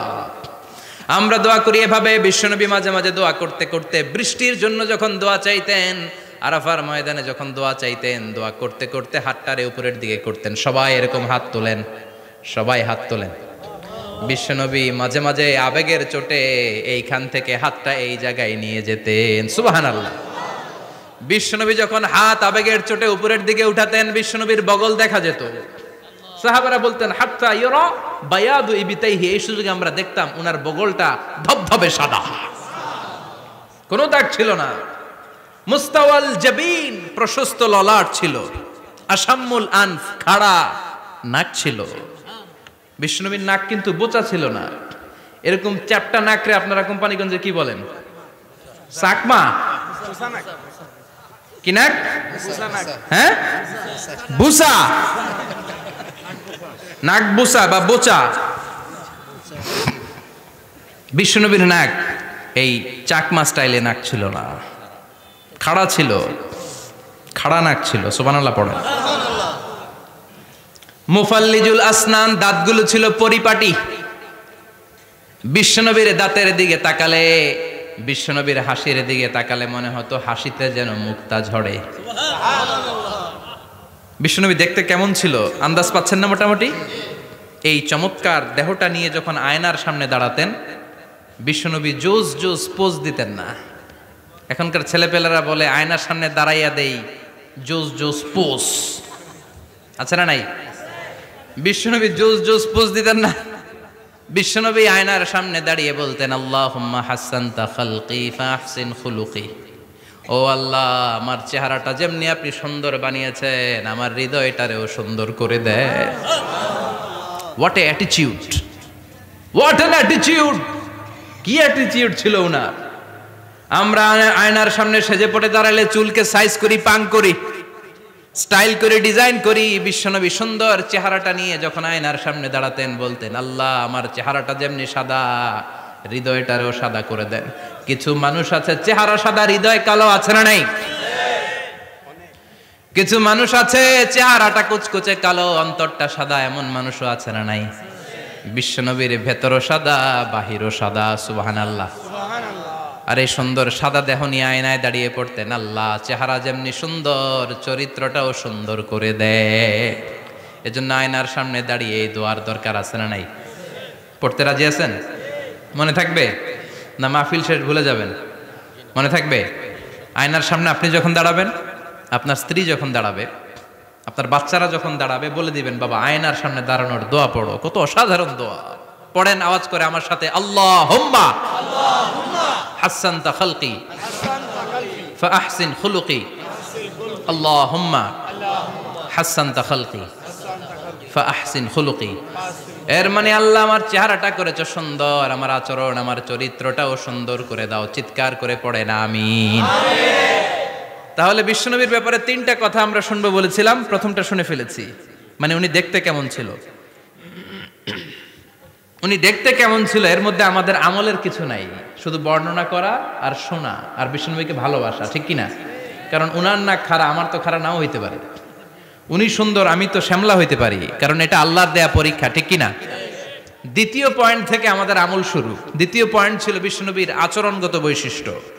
আমার নবীর বিহেভিয়ার কেমন ছিল, কন্ডাক্ট সিস্টেম কেমন ছিল, ম্যানার কেমন ছিল, মানুষের সাথে কমিউনিকেশনটা কেমন ছিল, ব্যবহারিক জীবনটা কেমন ছিল, এগুলো আমল করার দরকার আছে না নাই? কষ্ট হচ্ছে? কষ্ট হচ্ছে? মনোযোগ আছে তো? মনোযোগ আছে না গেছে? আমরা এবার শুনবো বিশ্বনবীর আচরণ কেমন ছিল। বিশ্বনবী যখন রাস্তা দিয়ে হাঁটতেন, ইয়ামশি হাউনান, বিনয়ের সাথে হাঁটতেন। ইয়ামশি হাউনান, রহমানের বান্দারাও বিনয়ের সাথে রাস্তা দিয়ে হাঁটে, ঠিক কিনা? ওয়া ইবাদুর রহমানিল্লাযীনা ইয়ামশুনা আলাল আরদি হাওনাও ওয়া ইযা খাতাবাহুমুল জাহিলুনা ক্বালু সালামা। রহমানের বান্দারা যখন রাস্তা দিয়ে হাঁটে, বিনয়ের সাথে হাঁটে, তারা অহংকার প্রদর্শন করে না, মানুষের সাথে বিনয়ের সাথে রাস্তা দিয়ে হাঁটে। এজন্য রাস্তা দিয়ে যখন হাঁটবো বিনয়ের সাথে হাঁটবো। রাজি আছেন তো? নাকি অহংকার প্রদর্শন করে হাঁটবেন? বিশেষ করে যুবকেরা, 3-4 জন যুবক একসাথে হলে রাস্তায় ওদের আর কারো হুঁশ জ্ঞান থাকে না, পুরো দুনিয়াটাই মনে হয় দুনিয়াটাই আমার, আছে না নাই? না, মুরব্বীকেও সম্মান করবা, মহিলাদেরকে সম্মান করবা, তোমার জায়গায় তুমি হাঁটবা, ভদ্রভাবে হাঁটবা। ভদ্রভাবে হাঁটার দরকার আছে না নাই? উনি মুরব্বী, একদিন উনিও তোমার মতো যুবক ছিল, ঠিক কিনা? এই যে আমার কালো দাড়ি আজীবন কালো থাকবে? কথা বলেন। উনার সাদা দাড়ি ছোটবেলায় মনে সাদা দাড়ি নিয়ে আসছিল না? হ্যাঁ, উনিও একদিন তাগড়া যুবক ছিল, উনিও কোম্পানিগঞ্জ বাজারে দাঁড়ালে লোকজন তাকিয়ে থাকতো, ঠিক কিনা? তার মানে রং ধরা যৌবন জং ধরে শেষ। যৌবন সব সময় থাকে না, সার্টেন একটা পিরিয়ডের জন্য আল্লাহ দিয়েছে। এজন্য যুবক ভাইরা, তোমাদের রক্ত গরম, তোমাদেরকে বিনয়ী হতে হবে বেশি, ঠিক কিনা? রাজি আছো তো সবাই? বিশ্বনবী বিনয়ের সাথে হাঁটতেন। ওয়াকানা ইয়াতাবাসসাম, সবসময় মুচকি হাসতেন। কি করতেন? মুচকি হাসেন তো আপনারা? হাসেন না? মুচকি হাসবেন, কারণ মুচকি হাসতে পয়সা লাগে না। লাগে? মুচকি হাসি দেন তো একটা। এই যে সবার এখন মুচকি হাসি, পয়সা লাগছে? কথা কন। তাবাসসুমুকা ফি ওয়াজহি আখিকা সাদাকা, you would smile to your brother, it's a charity. তুমি তোমার ভাইয়ের দিকে তাকিয়ে যে মুচকি হাসবে, এত সদকা দেওয়ার সওয়াব হয়ে যাবে। বিশ্বনবী সব সময় মুচকি হাসতেন। হাসি 3 ধরনের, তাবাসসুম, দিহক, কাহকাহা। কাহকাহা মানে অট্ট হাসি, আলিফ লাইলার দত্তরা যেমন হাসি দেয় ওই হাসি। এটা নামাজের মধ্যে কেউ দিলে নামাজও শেষ, ওযুও শেষ। আর দেহেক, হালকা আওয়াজে হাসি, সামান্য দাঁত দেখা যায় মাঝে মাঝে। বিশ্বনবী মজা করে এরকম হাসি দিতেন, কিন্তু সব সময় বিশ্বনবীর ঠোঁটের মধ্যে মুচকি হাসি লেগেই থাকতো। তাহলে আমরা বিনয়ের সাথে হাঁটবো, নাম্বার 1। নাম্বার 2, সব সময় মুচকি হাসবো। রাজি আছেন? ঘরে যেই স্ত্রীকে একটা মুচকি হাসি দিবেন, আজকে রাতেই দিবেন, যেই একটা মুচকি হাসি। রাজি আছেন? হ্যাঁ, ভালোবাসা বাড়াই দিবে কে? কথা কয় না। ভালোবাসার কথা আসলে আওয়াজ কমে যায়। ভালোবাসার কথাও কোরআনে আছে না নাই? আল্লাহু আকবার। আল্লাহ দাম্পত্য জীবনের ভালোবাসা তুমি বাড়িয়ে দাও। আমিন। ইদাল তাফাতা ইলতাফাতা জামিআন। বিশ্বনবীর যদি ডানে বায়ে কোথাও তাকানোর দরকার হতো, উনি আর চোখে তাকাতেন না। অনেকে এইভাবে বসে আছে, ডানে এমনে তাকায়, এমনে আছে না নাই, এইভাবে এমনে তাকায়, আছে না নাই, এভাবে তাকানো যাবে না। বিশ্বনবী ডানে তাকানোর দরকার হলে ইলতাফাতা জামিআন, অ্যাবাউট টার্ন, ঘুরে যেতেন, ঘুরে এইভাবে তাকাতেন। আবার বায়ে তাকানোর দরকার হলে বুকটা নিয়ে, শরীরটা নিয়ে ঘুরে যেতেন, এইভাবে তাকাতেন। সুবহানাল্লাহ পড়বেন না? আর চোখে তাকানো কি ভালো স্বভাব? বিশ্বনবী ইদাল তাফাতা ইলতাফাতা জামিআন, যেদিকে তাকাবেন ওদিকে ফুললি মনোনিবেশ করতেন, তারপরে তাকাতেন। সুবহানাল্লাহ পড়েন। ওয়া কানা মুস্তাহিয়ান, লাজুক ছিলেন, বেশ লাজুক। এখন সমাজে লাজুকতা নাই, লাজ শরম আমরা হারাতে বসেছি, ঠিক কি না? বিশ্বনবী আসাদ্দু হায়াআন মিনাল আযরা ফি খিদরিহা, যেই মেয়েদের বিয়ে হয় নাই, এমন ভার্জিন নারী, কুমারী নারী যারা পর্দার ভেতরে অনেক লাজুক হয়ে বসে থাকে, বিশ্বনবী পর্দার আড়ালের ওই কুমারী নারীদের চাইতেও বেশি লাজুক ছিলেন। এত লাজুক ছিলেন, এত লাজুক ছিলেন, লজ্জা পেলে চেহারাটা বিশ্বনবী লাল হয়ে যেত। ছোট্টবেলায় হালিমাতুস সাদিয়ার বাড়িতে যখন দুধ খেতে গিয়েছিলেন, বিশ্বনবীর দুধমা হালিমাতুস সাদিয়া বলে, এই কুরাইশি মুহাম্মদ ছেলেটাকে কখনো কাঁদতে দেখি নাই। ক্ষুধা লাগলেও কাঁদে না, ব্যথা পেলেও কাঁদে না, শুধু লজ্জাস্থানের জায়গা থেকে কাপড়টা একটু সরে গেলে ছোট্ট মোহাম্মদ চিৎকার দিয়ে ওঠে। কি বুঝে সে? ক্ষুধা লাগলেও কাঁদতো না, ব্যথা পেলেও কাঁদতো না, লজ্জাস্থানের জায়গা থেকে কাপড় সরে গেলে বিশ্বনবী চিৎকার দিয়ে উঠতেন। সুবহানাল্লাহ পড়েন। এজন্য লজ্জা শরমের দরকার আছে না নাই? ইযা লাম তাস্তাহি ফাসনা মা শিতা, যদি লজ্জা শরম না থাকে যা মন চাই তাই করতে পারো। এটা আমাদের বাংলাদেশে ব্যাপক, লাজ শরম কিচ্ছু নাই, যে যেটার যোগ্য না সে সেইটা করতে যায়, ঠিক কি না? এই যে হিরো আলমের মনোনয়ন নিয়ে টানাটানি, কোনো লজ্জা শরম আছে? আমার যোগ্যতা থাকতে হবে না? আমাকে রাজনীতি জানতে হবে না? আমাকে যদি আজকে বলে মিজানুর রহমান আজহারী আপনি অনেক কোয়ালিফাইড লোক, আপনি কালকেই দেশের প্রধানমন্ত্রী, আমি ওই জায়গায় বেহুশ, কারণ আমার নাই কোনো রাজনৈতিক জ্ঞান, নাই কোনো ডিপ্লোম্যাটিক জ্ঞান, নাই কোনো কূটনৈতিক জ্ঞান, এই কাজ আমার নয়। এজন্য লাজুকতার বড় দরকার। যেখানে যার বসা দরকার সে সেখানে যাবে। কিয়ামতের আগে যেই লোক যেই চেয়ারে বসার দরকার ওই লোক ওই চেয়ারে বসবে না, এটা হলো কিয়ামতের আলামত। জোরে কোন ঠিক কিনা? সভাপতি হওয়ার যোগ্যতা নাই, সভাপতি হয়, আছে না নাই? সেক্রেটারি হওয়ার যোগ্যতা নাই, সেক্রেটারি হয়, এরকম সমাজে আছে না নাই? নেতা হওয়ার যোগ্যতা নাই, নেতা হয়, আছে না নাই? সবগুলো কিয়ামতের আলামত। আমার বিশ্বনবী এমন লাজুক ছিলেন, বিশ্বনবীর মতো এমন লাজুক নবী আর কেউ ছিল নাকি? কথা বলেন। ওয়া কানা আসহাবুল মাইমানা, বিশ্বনবী ডানপন্থী ছিলেন। কি পন্থী? কি পন্থী? মুষ্টিবদ্ধ ডান হাতটাকে এরকম উপরের দিকে করেন আর চিৎকার করে বলেন, বিশ্বনবী কোন পন্থী ছিল? আমরা কোন পন্থী? জান্নাতে কারা ঢুকবে? কোন বামপন্থীর স্থান জান্নাতের ভেতরে হবে? চিৎকার করে বলেন, কোন নাস্তিক জান্নাতে ঢুকতে পারবে? এজন্য নবীদের মতো ডানপন্থী হতে হবে। জোরে কোন ঠিক কিনা? বিশ্বনবী সব ভালো কাজগুলো ডান দিক দিয়ে করতে পছন্দ করতেন। জামা পরলে ডান দিক দিয়ে, খাবার বিতরণ করলে ডান দিক দিয়ে, মুসাফা করা শুরু করলে ডান দিক দিয়ে, ডান দিক দিয়ে ভালো কাজ বিশ্বনবী পছন্দ করতেন। সুবহানাল্লাহ পড়েন। আসহাবুল মাইমানা, বিশ্বনবী মেহমানদারি করতে পছন্দ করতেন। আমরা করি তো? মেহমানদারি করান? মেহমান ঘরে আসলে ভালো লাগে? খারাপ লাগে কার কার দেখি? সবার ভালো লাগে, কিন্তু আমরা অনেকে খুশি হই না। মেহমান আসলে নাখোশ হই, নিজে খাইতে পাই না। মেহমান আইছে কে? খাওয়ামু কইতে, খাওন নাই, যেন ও খাওন বানাইছে। খাওন পাঠায় কে? রিজিক দেয় কে? গোটা বিশ্বের সবাই মিলে আমরা একটা চাল বানাতে পারবো নাকি? ও মিয়া চাইনিজ চাউল না, চাইনিজ ডিম না, ওগুলা সবাই পারে, ঠিক কিনা?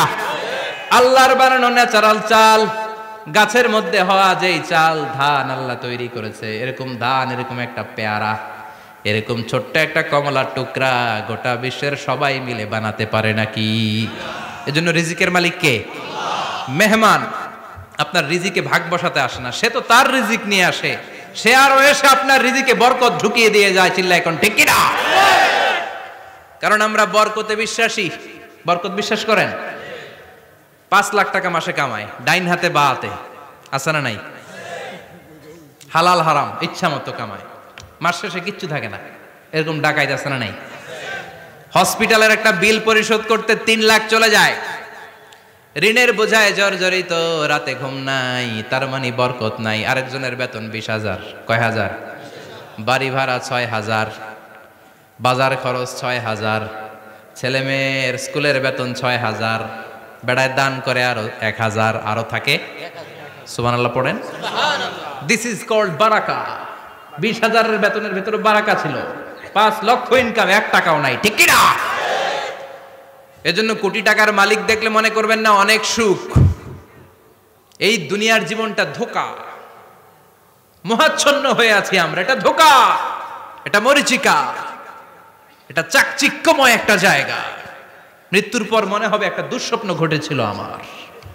বিশাল এক জগৎ পড়ে আছে সামনে। দুনিয়াটাই ধোঁকা, দুনিয়াটাই মোহের জায়গা। আমরা সবাই মোহাচ্ছন্ন হয়ে আছি। দুনিয়ার উদাহরণ হলো 3টা লাশ আর 4টা স্বর্ণের টুকরার সমান। 3 জন যুবক কাজের জন্য বেরিয়েছে, পথিমধ্যে 4টা স্বর্ণের টুকরা পেয়েছে। যুবক কয়টা? স্বর্ণ পাইছে কয়টা? মহা খুশি, খুশিতে বাকবাকুম। 4টা স্বর্ণের বড় বড় টুকরা পেয়েছে। আমরা আজীবন খেলে বসে খেয়ে যেতে পারবো, কিচ্ছু লাগবে না আমাদের। 3 বন্ধু বলে ভাগ করি, আরেকজন বলে ক্ষুধা লাগছে। একজন যা বাজার থেকে রুটি কিনে নিয়ে আয়, খাওয়ার পরে ভাগ করবো। একজন রুটি কিনতে গেল, শয়তান 2টারে বুঝায়, ওইটারে মারতে পারলে ভাগ বটোয়ারা সহজ হবে। তোরা 2 জন স্বর্ণ 4টা, তুই নিবি 2টা, ও নিবে 2টা। হিসাব সহজ না? 2 বন্ধু প্ল্যান করছে, ওইটারে মাইরা তুই 2টা, আমি 2টা। যেটা রুটি আনতে গেছে প্ল্যান করেছে, রুটির মধ্যে বিষ মিশায় নেই। কি মিশাবো? বিষ। তাহলে বিষ খাওয়া রুটি খেয়ে ওই 2টা সে সব পাবে, আমি পাবো। ভাগাভাগির কিছু নাই, সব যাবে আমার কাছে। 4টা স্বর্ণের টুকরার মালিক আমি। রুটির মধ্যে বিষ মেখে নিয়ে এসেছে। ওই 2 বন্ধু প্ল্যান অনুযায়ী ওইটারে ধরে মেরে ফেলছে। এবার মহা খুশি। এক বন্ধু কয়, এবার তো ভাগ বটর আর কিছু নাই, তুই 2টা, আমি 2টা, আগে খাইয়া লই। আগে খাওয়ার পরে এই 2টাও নাই।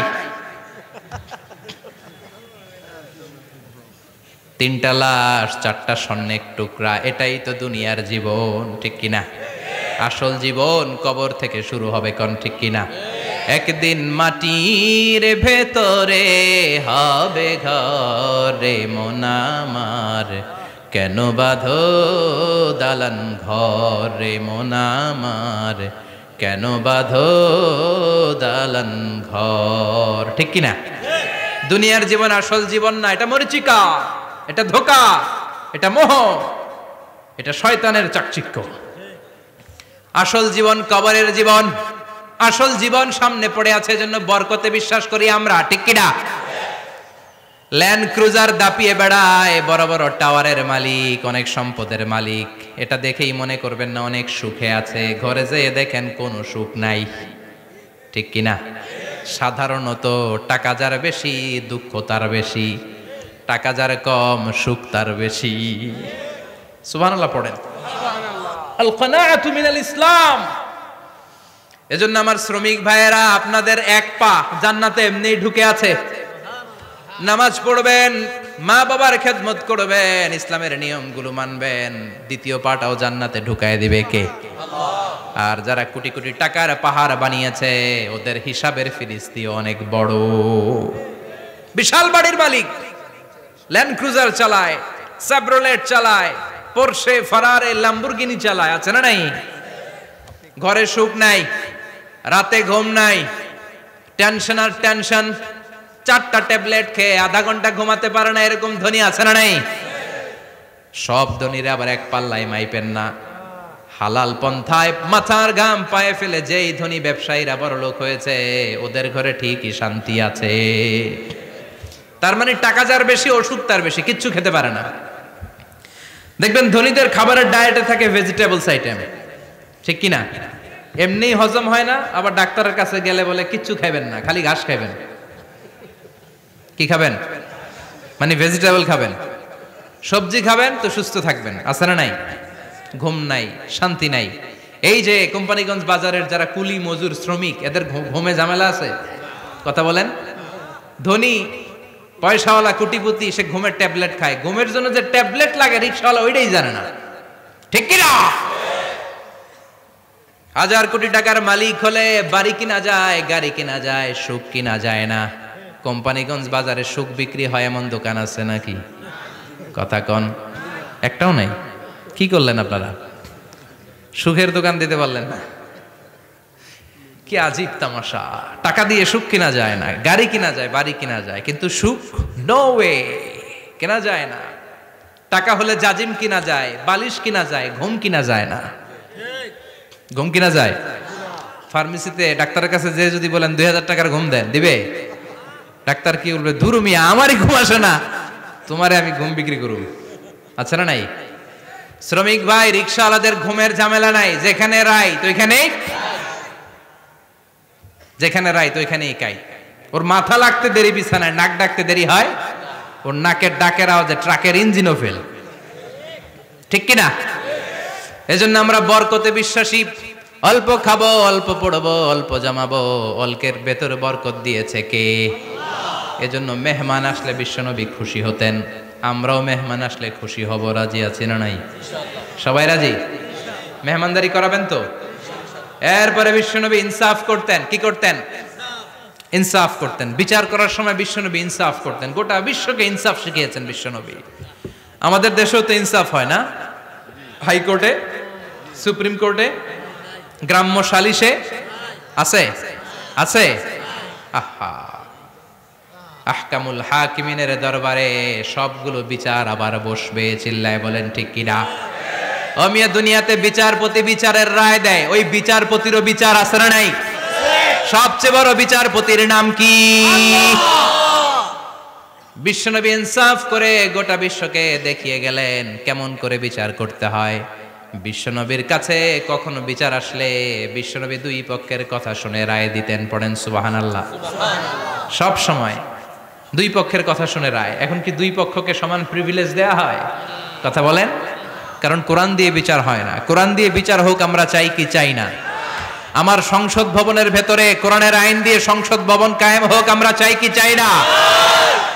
সেনাবাহিনীর ভেতরে দরবার হলগুলোতে যখন আলোচনা বসে কোরআন মাঝখানে থাকবে। চিল্লায় বলেন ঠিক কিনা? দেশের সবগুলো ক্যান্টনমেন্টের ভেতরে কোরআন থাকার দরকার আছে না নাই? সবগুলো আদালতের ভেতরে কোরআন থাকার দরকার আছে না নাই? কোরআনের আইন অনুযায়ী আমার দেশের সব নিয়ম কানুন চলবে আমরা চাই কি চাই না? এই কোরআনের আইনের বিরুদ্ধে যদি কোনো আইন পাশ করা হয় আমরা ওই আইনের বিরুদ্ধে চিৎকার করে বলেন ঠিক কিনা? আমরা এই কোরআনের জন্য সব বাজি রাখতে রাজি আছি।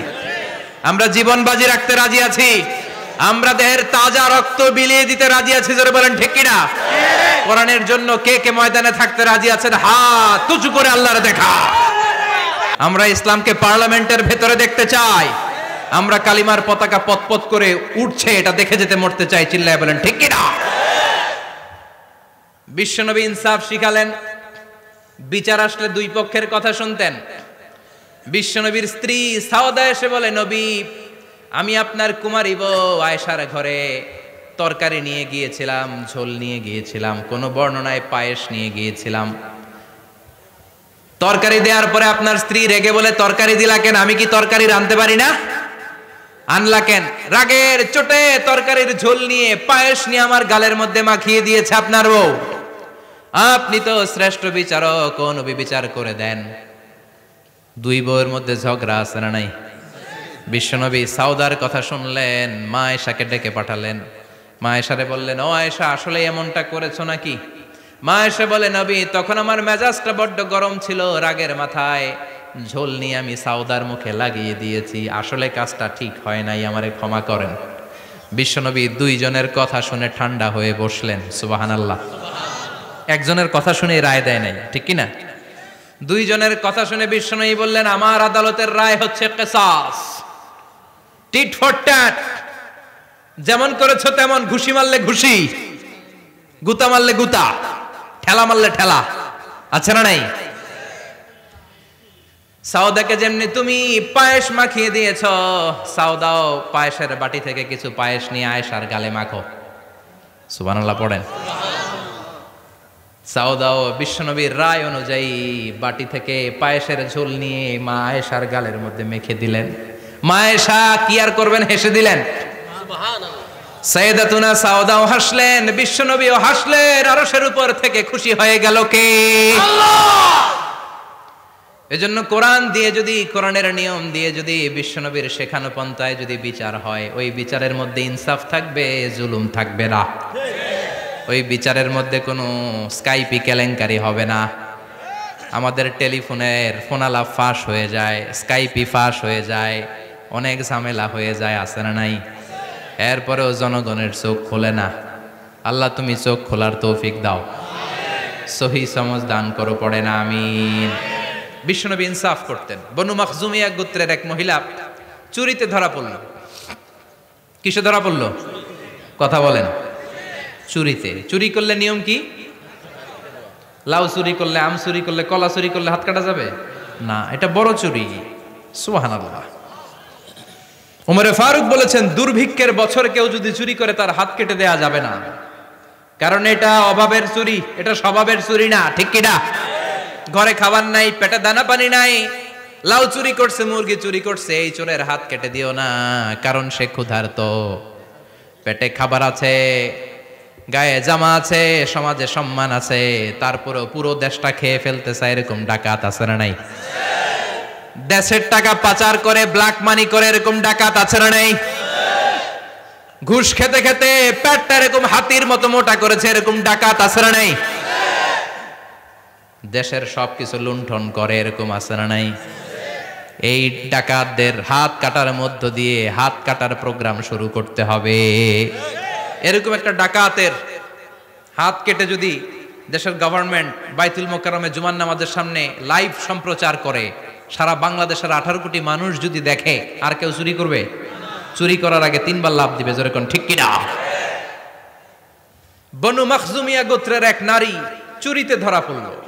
ভেরি প্রেস্টিজিয়াস এন্ড ডিগনিফাইড ফ্যামিলির মেয়ে। এলাকায় সম্ভ্রান্ত কিছু ফ্যামিলি থাকে না, এরকম বড় ফ্যামিলির মেয়ে। সব সাহাবারা বলল, এখন যদি নবী হাত কেটে দেয় মদিনাতে তো মারামারি হবে। ওসামা বিন যায়েদকে বলল, ওসামা তুমি বিশ্বনবীর সবচেয়ে প্রিয় পাত্র, হুব্বু রাসূলিল্লাহ, তুমি যাও বিশ্বনবীরে বলো হাত যেন কেটে না দেয়। ওসামা যে বলে, নবী গো, সব সাহাবারা বলেছে এই মেয়ের হাত কাটলে মদিনায় ঝামেলা হবে, হাত কেটে দিয়েন না। এই কথা শুনে বিশ্বনবীর চেহারাটারে লাল করে দিল কে? বিশ্বনবী বললেন, ওসামা কোত্থেকে এত বড় স্পর্ধা পেলি রে তুই ওসামা? এই আইনটা তো আমি বানাই নাই, আরশের উপর থেকে এই আইনটা নাজিল করেছে কে? আস-সারিকু ওয়াস-সারিকাতু ফাকতাউ আইদিয়াহুমা জাযাআম বিমা কাসাবা নাকালাম মিনাল্লাহ ওয়াল্লাহু আজিজুন হাকীম। সুবহানাল্লাহ পড়েন।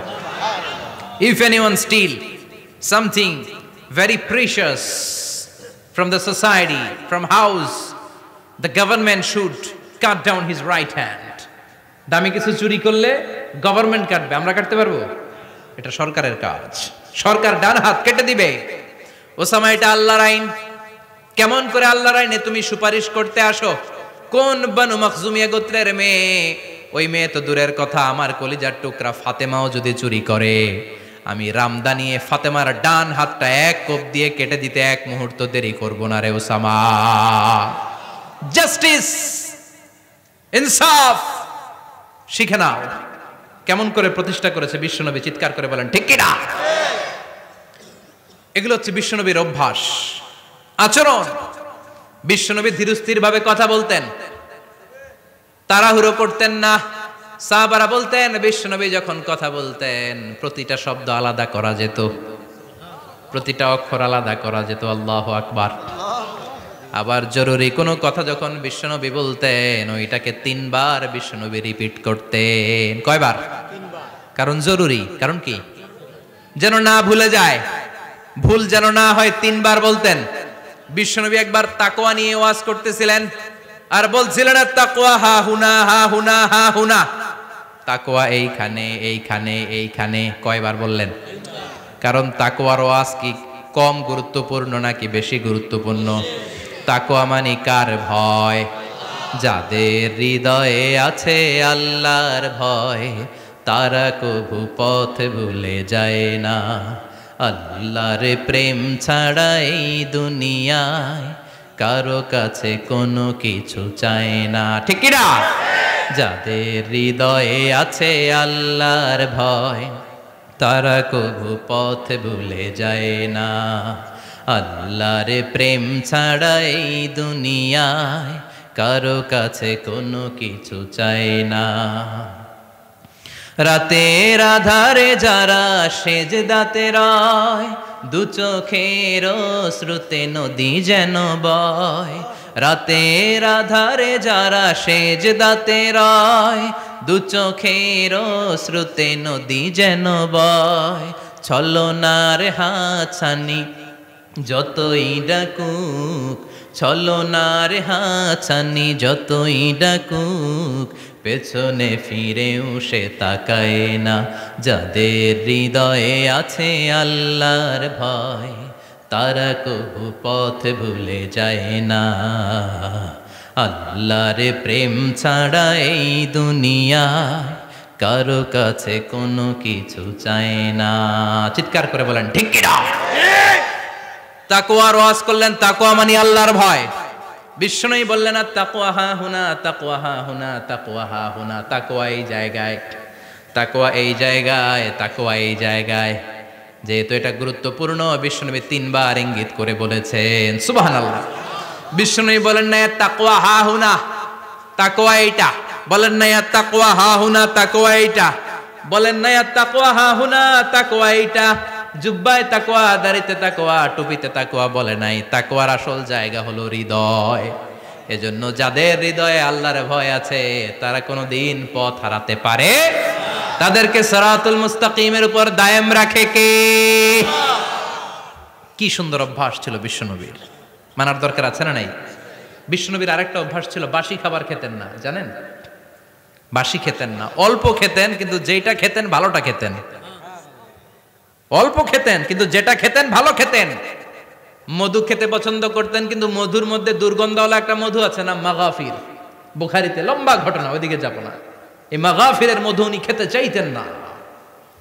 ভালো সুগন্ধিওয়ালা মধু তিনি বিশ্বনবী খেতে পছন্দ করতেন।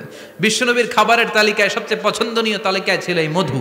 মধু খেতেন, দুধ খেতেন, খেজুর খেতেন, জব খেতেন, বার্লি খেতেন, ছাগলের বাজুর মাংস খেতে পছন্দ করতেন, সিনার মাংস। সুবহানাল্লাহ কইবেন না? What a choice! কি চয়েস ছিল বিশ্বনবীর! বাজুর মাংস খেতেন। বিশ্বনবী লাউ খেতে পছন্দ করতেন, লাউ। রুম্মান ফল খেতে পছন্দ করতেন, রুম্মান মানে ডালিম। রুম্মান মানে কি? ডালিম খেতে পছন্দ করতেন। মাশরুম খেতে পছন্দ করতেন। সুবহানাল্লাহ পড়েন। মাশরুমের স্যুপ পাওয়া যায় না রেস্টুরেন্টে? বিশ্বনবী বলতেন আল কামআতু মিনাল মান্নি ওয়া মাউহা শিফাউন লিল আইন। এই কামআহ মানে মাশরুম, ব্যাঙের ছাতা, এটা হলো মান্না সালোয়ার মতো দামি খাবার। আর এই মাশরুমের স্যুপ চোখের জন্য মহৌষধ। যাদের রাত কানা দিন কানা আছে, মাশরুমের স্যুপ খান, চোখ ভালো করে দিবে কে? আল্লাহ। এজন্য বিশ্বনবী যেগুলো খেত এগুলো খাওয়ার দরকার আছে না নাই? বিশ্বনবীর যে সুন্দর চরিত্র ছিল, আচরণ ছিল, এগুলো পালনের দরকার আছে না নাই? তাহলে বিশ্বনবীর 3টা কথা বলবো বলেছিলাম। প্রথম কথা ছিল দেখতে কেমন ছিল। অনেক কথা তো বলা যাবে না, সংক্ষেপে বললাম যে বিশ্বনবীর আচরণ কেমন ছিল। এখন শুনবো, শেষ কথা বলে যাই, বিশ্বনবীর ইন্টেলেকচুয়াল পাওয়ার কেমন ছিল, ওনার বুদ্ধিমত্তা কেমন ছিল। Our beloved prophet Muhammad, the last messenger, was a very good mediator. বিশ্বনবী ভালো মিডিয়েটর ছিলেন। বিশ্বনবী ভালো মধ্যস্থতাকারী ছিলেন। ঝগড়া লাগলে মিলাই দিতে পারতেন চমৎকার। সুবহানাল্লাহ। বাড়িতে যায়া জিমায় পড়ছেন? কষ্ট হচ্ছে? আর কয়েক মিনিট পড়বো, একটা তাকবীর দেন, লিল্লাহি তাকবীর। আল্লাহু আকবার। He was a very good mediator. মধ্যস্থতাকারী ব্যক্তিত্ব ছিলেন। স্বামী স্ত্রীর মধ্যে ঝগড়া লাগলে মিলায়া দিতেন, বন্ধু বন্ধু ঝগড়া মিলায়া দিতেন, সমাজে সমাজে মারামারি মিলায়া দিতেন। মক্কা থেকে মদিনায় যখন গেলেন, মদিনায় 120 বছরের একটা যুদ্ধ চলছিল, কেউ যুদ্ধটা থামাতে পারে না। বিশ্বনবী 7 দিনের ব্যবধানে যুদ্ধ থামিয়ে দিলে। Intellectual capacity, very good mediator. এজন্য বিশ্বনবীর উম্মত যারা, তাদের অভ্যাস হবে ঝগড়া লাগায় দেওয়া যাবে না, মিলায় দিতে হবে, ঠিক কিনা? আমরা যদি ঝগড়া দেখি দূর থেকে আরো লাগায় দিতে চাই, আছে না নাই? কোম্পানিগঞ্জ বাজারে ঝগড়া, কয় লাগুক কারো লাগুক, ধরবি না, থামাবি না, দূর থেকে মজা দেখি, মজাই লাগে, এরকম ডাকাইতে আছে না নাই? আগুন লাগলে পানি দিয়ে নেবায়, অনেকে তেল ঢালে, আছে না নাই? কি করবেন? মিলিয়ে দিবেন। আপনার মর্যাদা বাড়িয়ে দিবে কে? বিশ্বনবী ভেরি গুড মিডিয়েটর ছিলেন। বিশ্বনবী লজিক্যাল এবং রেশনাল ছিলেন, বুদ্ধিমত্তাকে কাজে লাগাতেন। এক সাহাবী এসে বলে, নবী ইযান লি বিজিনা, আমারে জিনার অনুমতি দেন। কিসের অনুমতি? কার কাছে অনুমতি চাইলো?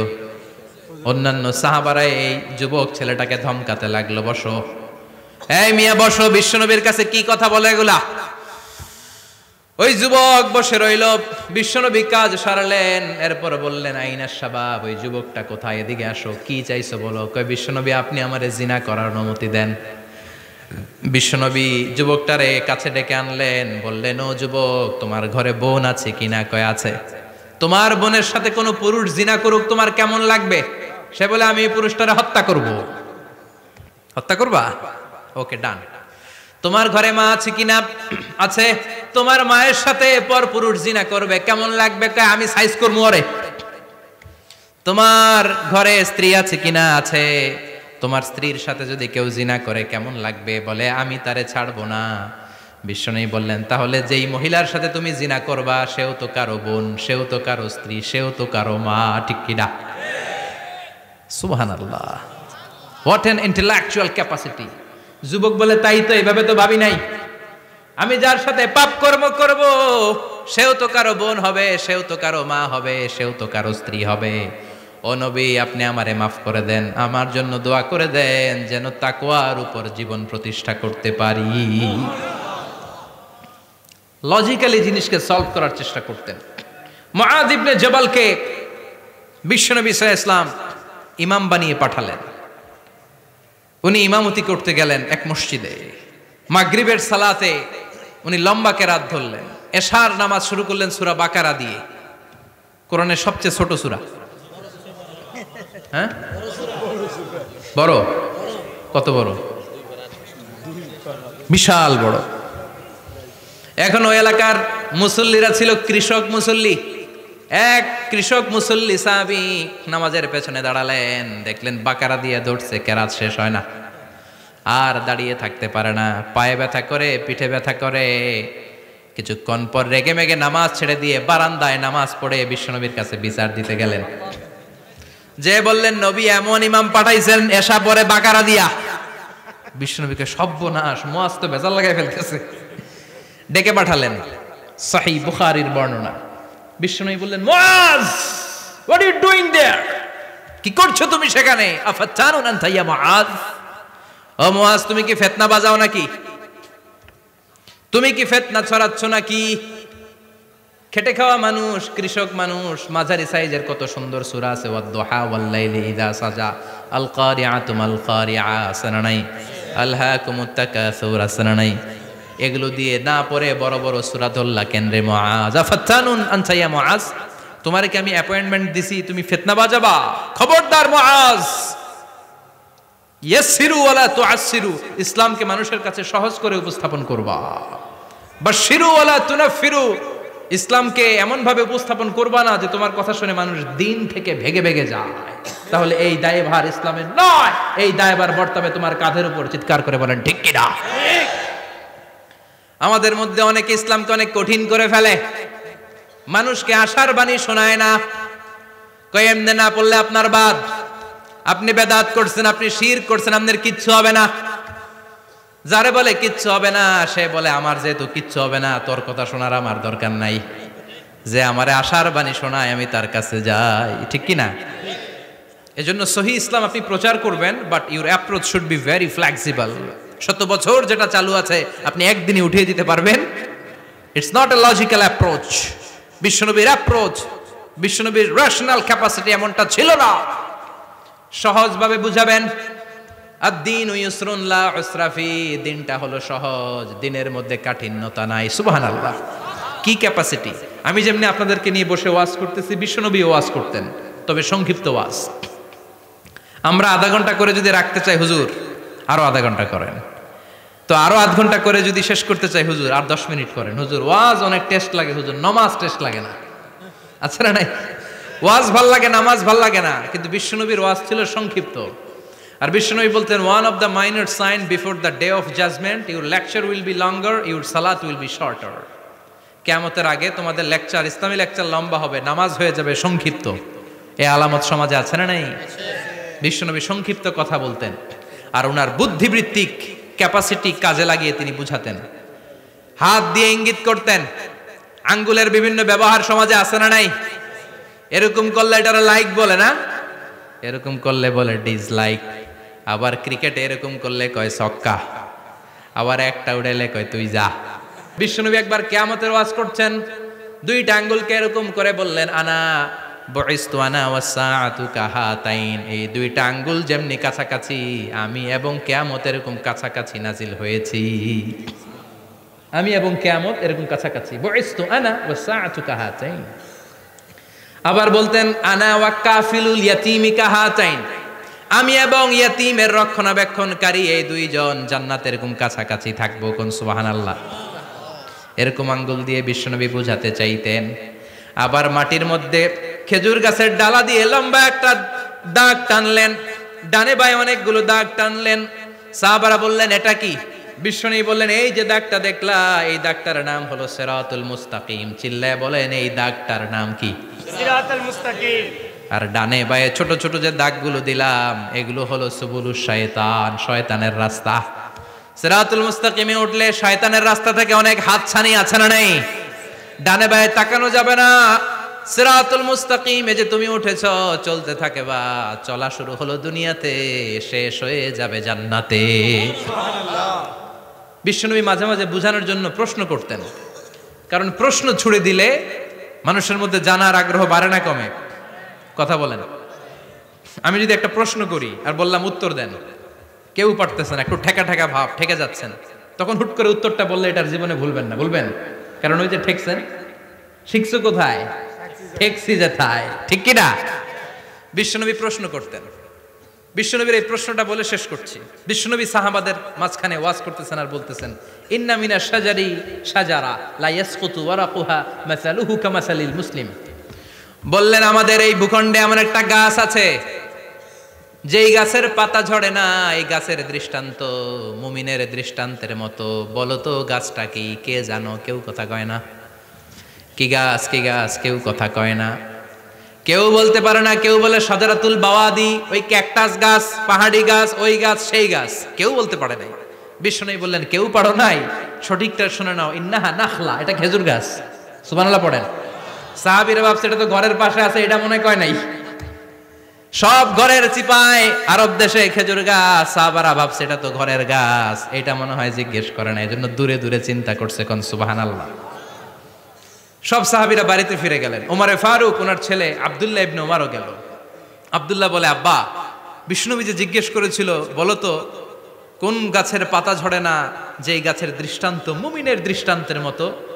আপনারা কেউ পারেন নাই, আমি কিন্তু জানতাম এটা খেজুর গাছ। ওমরে ফারুক বললেন, বেটা কইলি না কেন? কইতে পারলে নবীর সামনে আমার কলিজাটা এত বড় হয়ে যেত। আমার কলিজার টুকরা ছেলে পেড়েছে, কেউ পারে নাই। আব্দুল্লাহ বলে, বাপ চাচা আপনারা কেউ পারেন না, আমি কই কেমনে? শরম লাগছে, শরম। সুবহানাল্লাহ কইবেন না? QA session, questioning answering session করে বিশ্বনবী সাহাবাদেরকে শিখাতে চাইতেন। এজন্য এ নবী এমন নবী যে নবীর পুরো জীবনের প্রতিটি ইঞ্চি ইঞ্চি জায়গাতে আমাদের জন্য শিক্ষা আছে না নাই?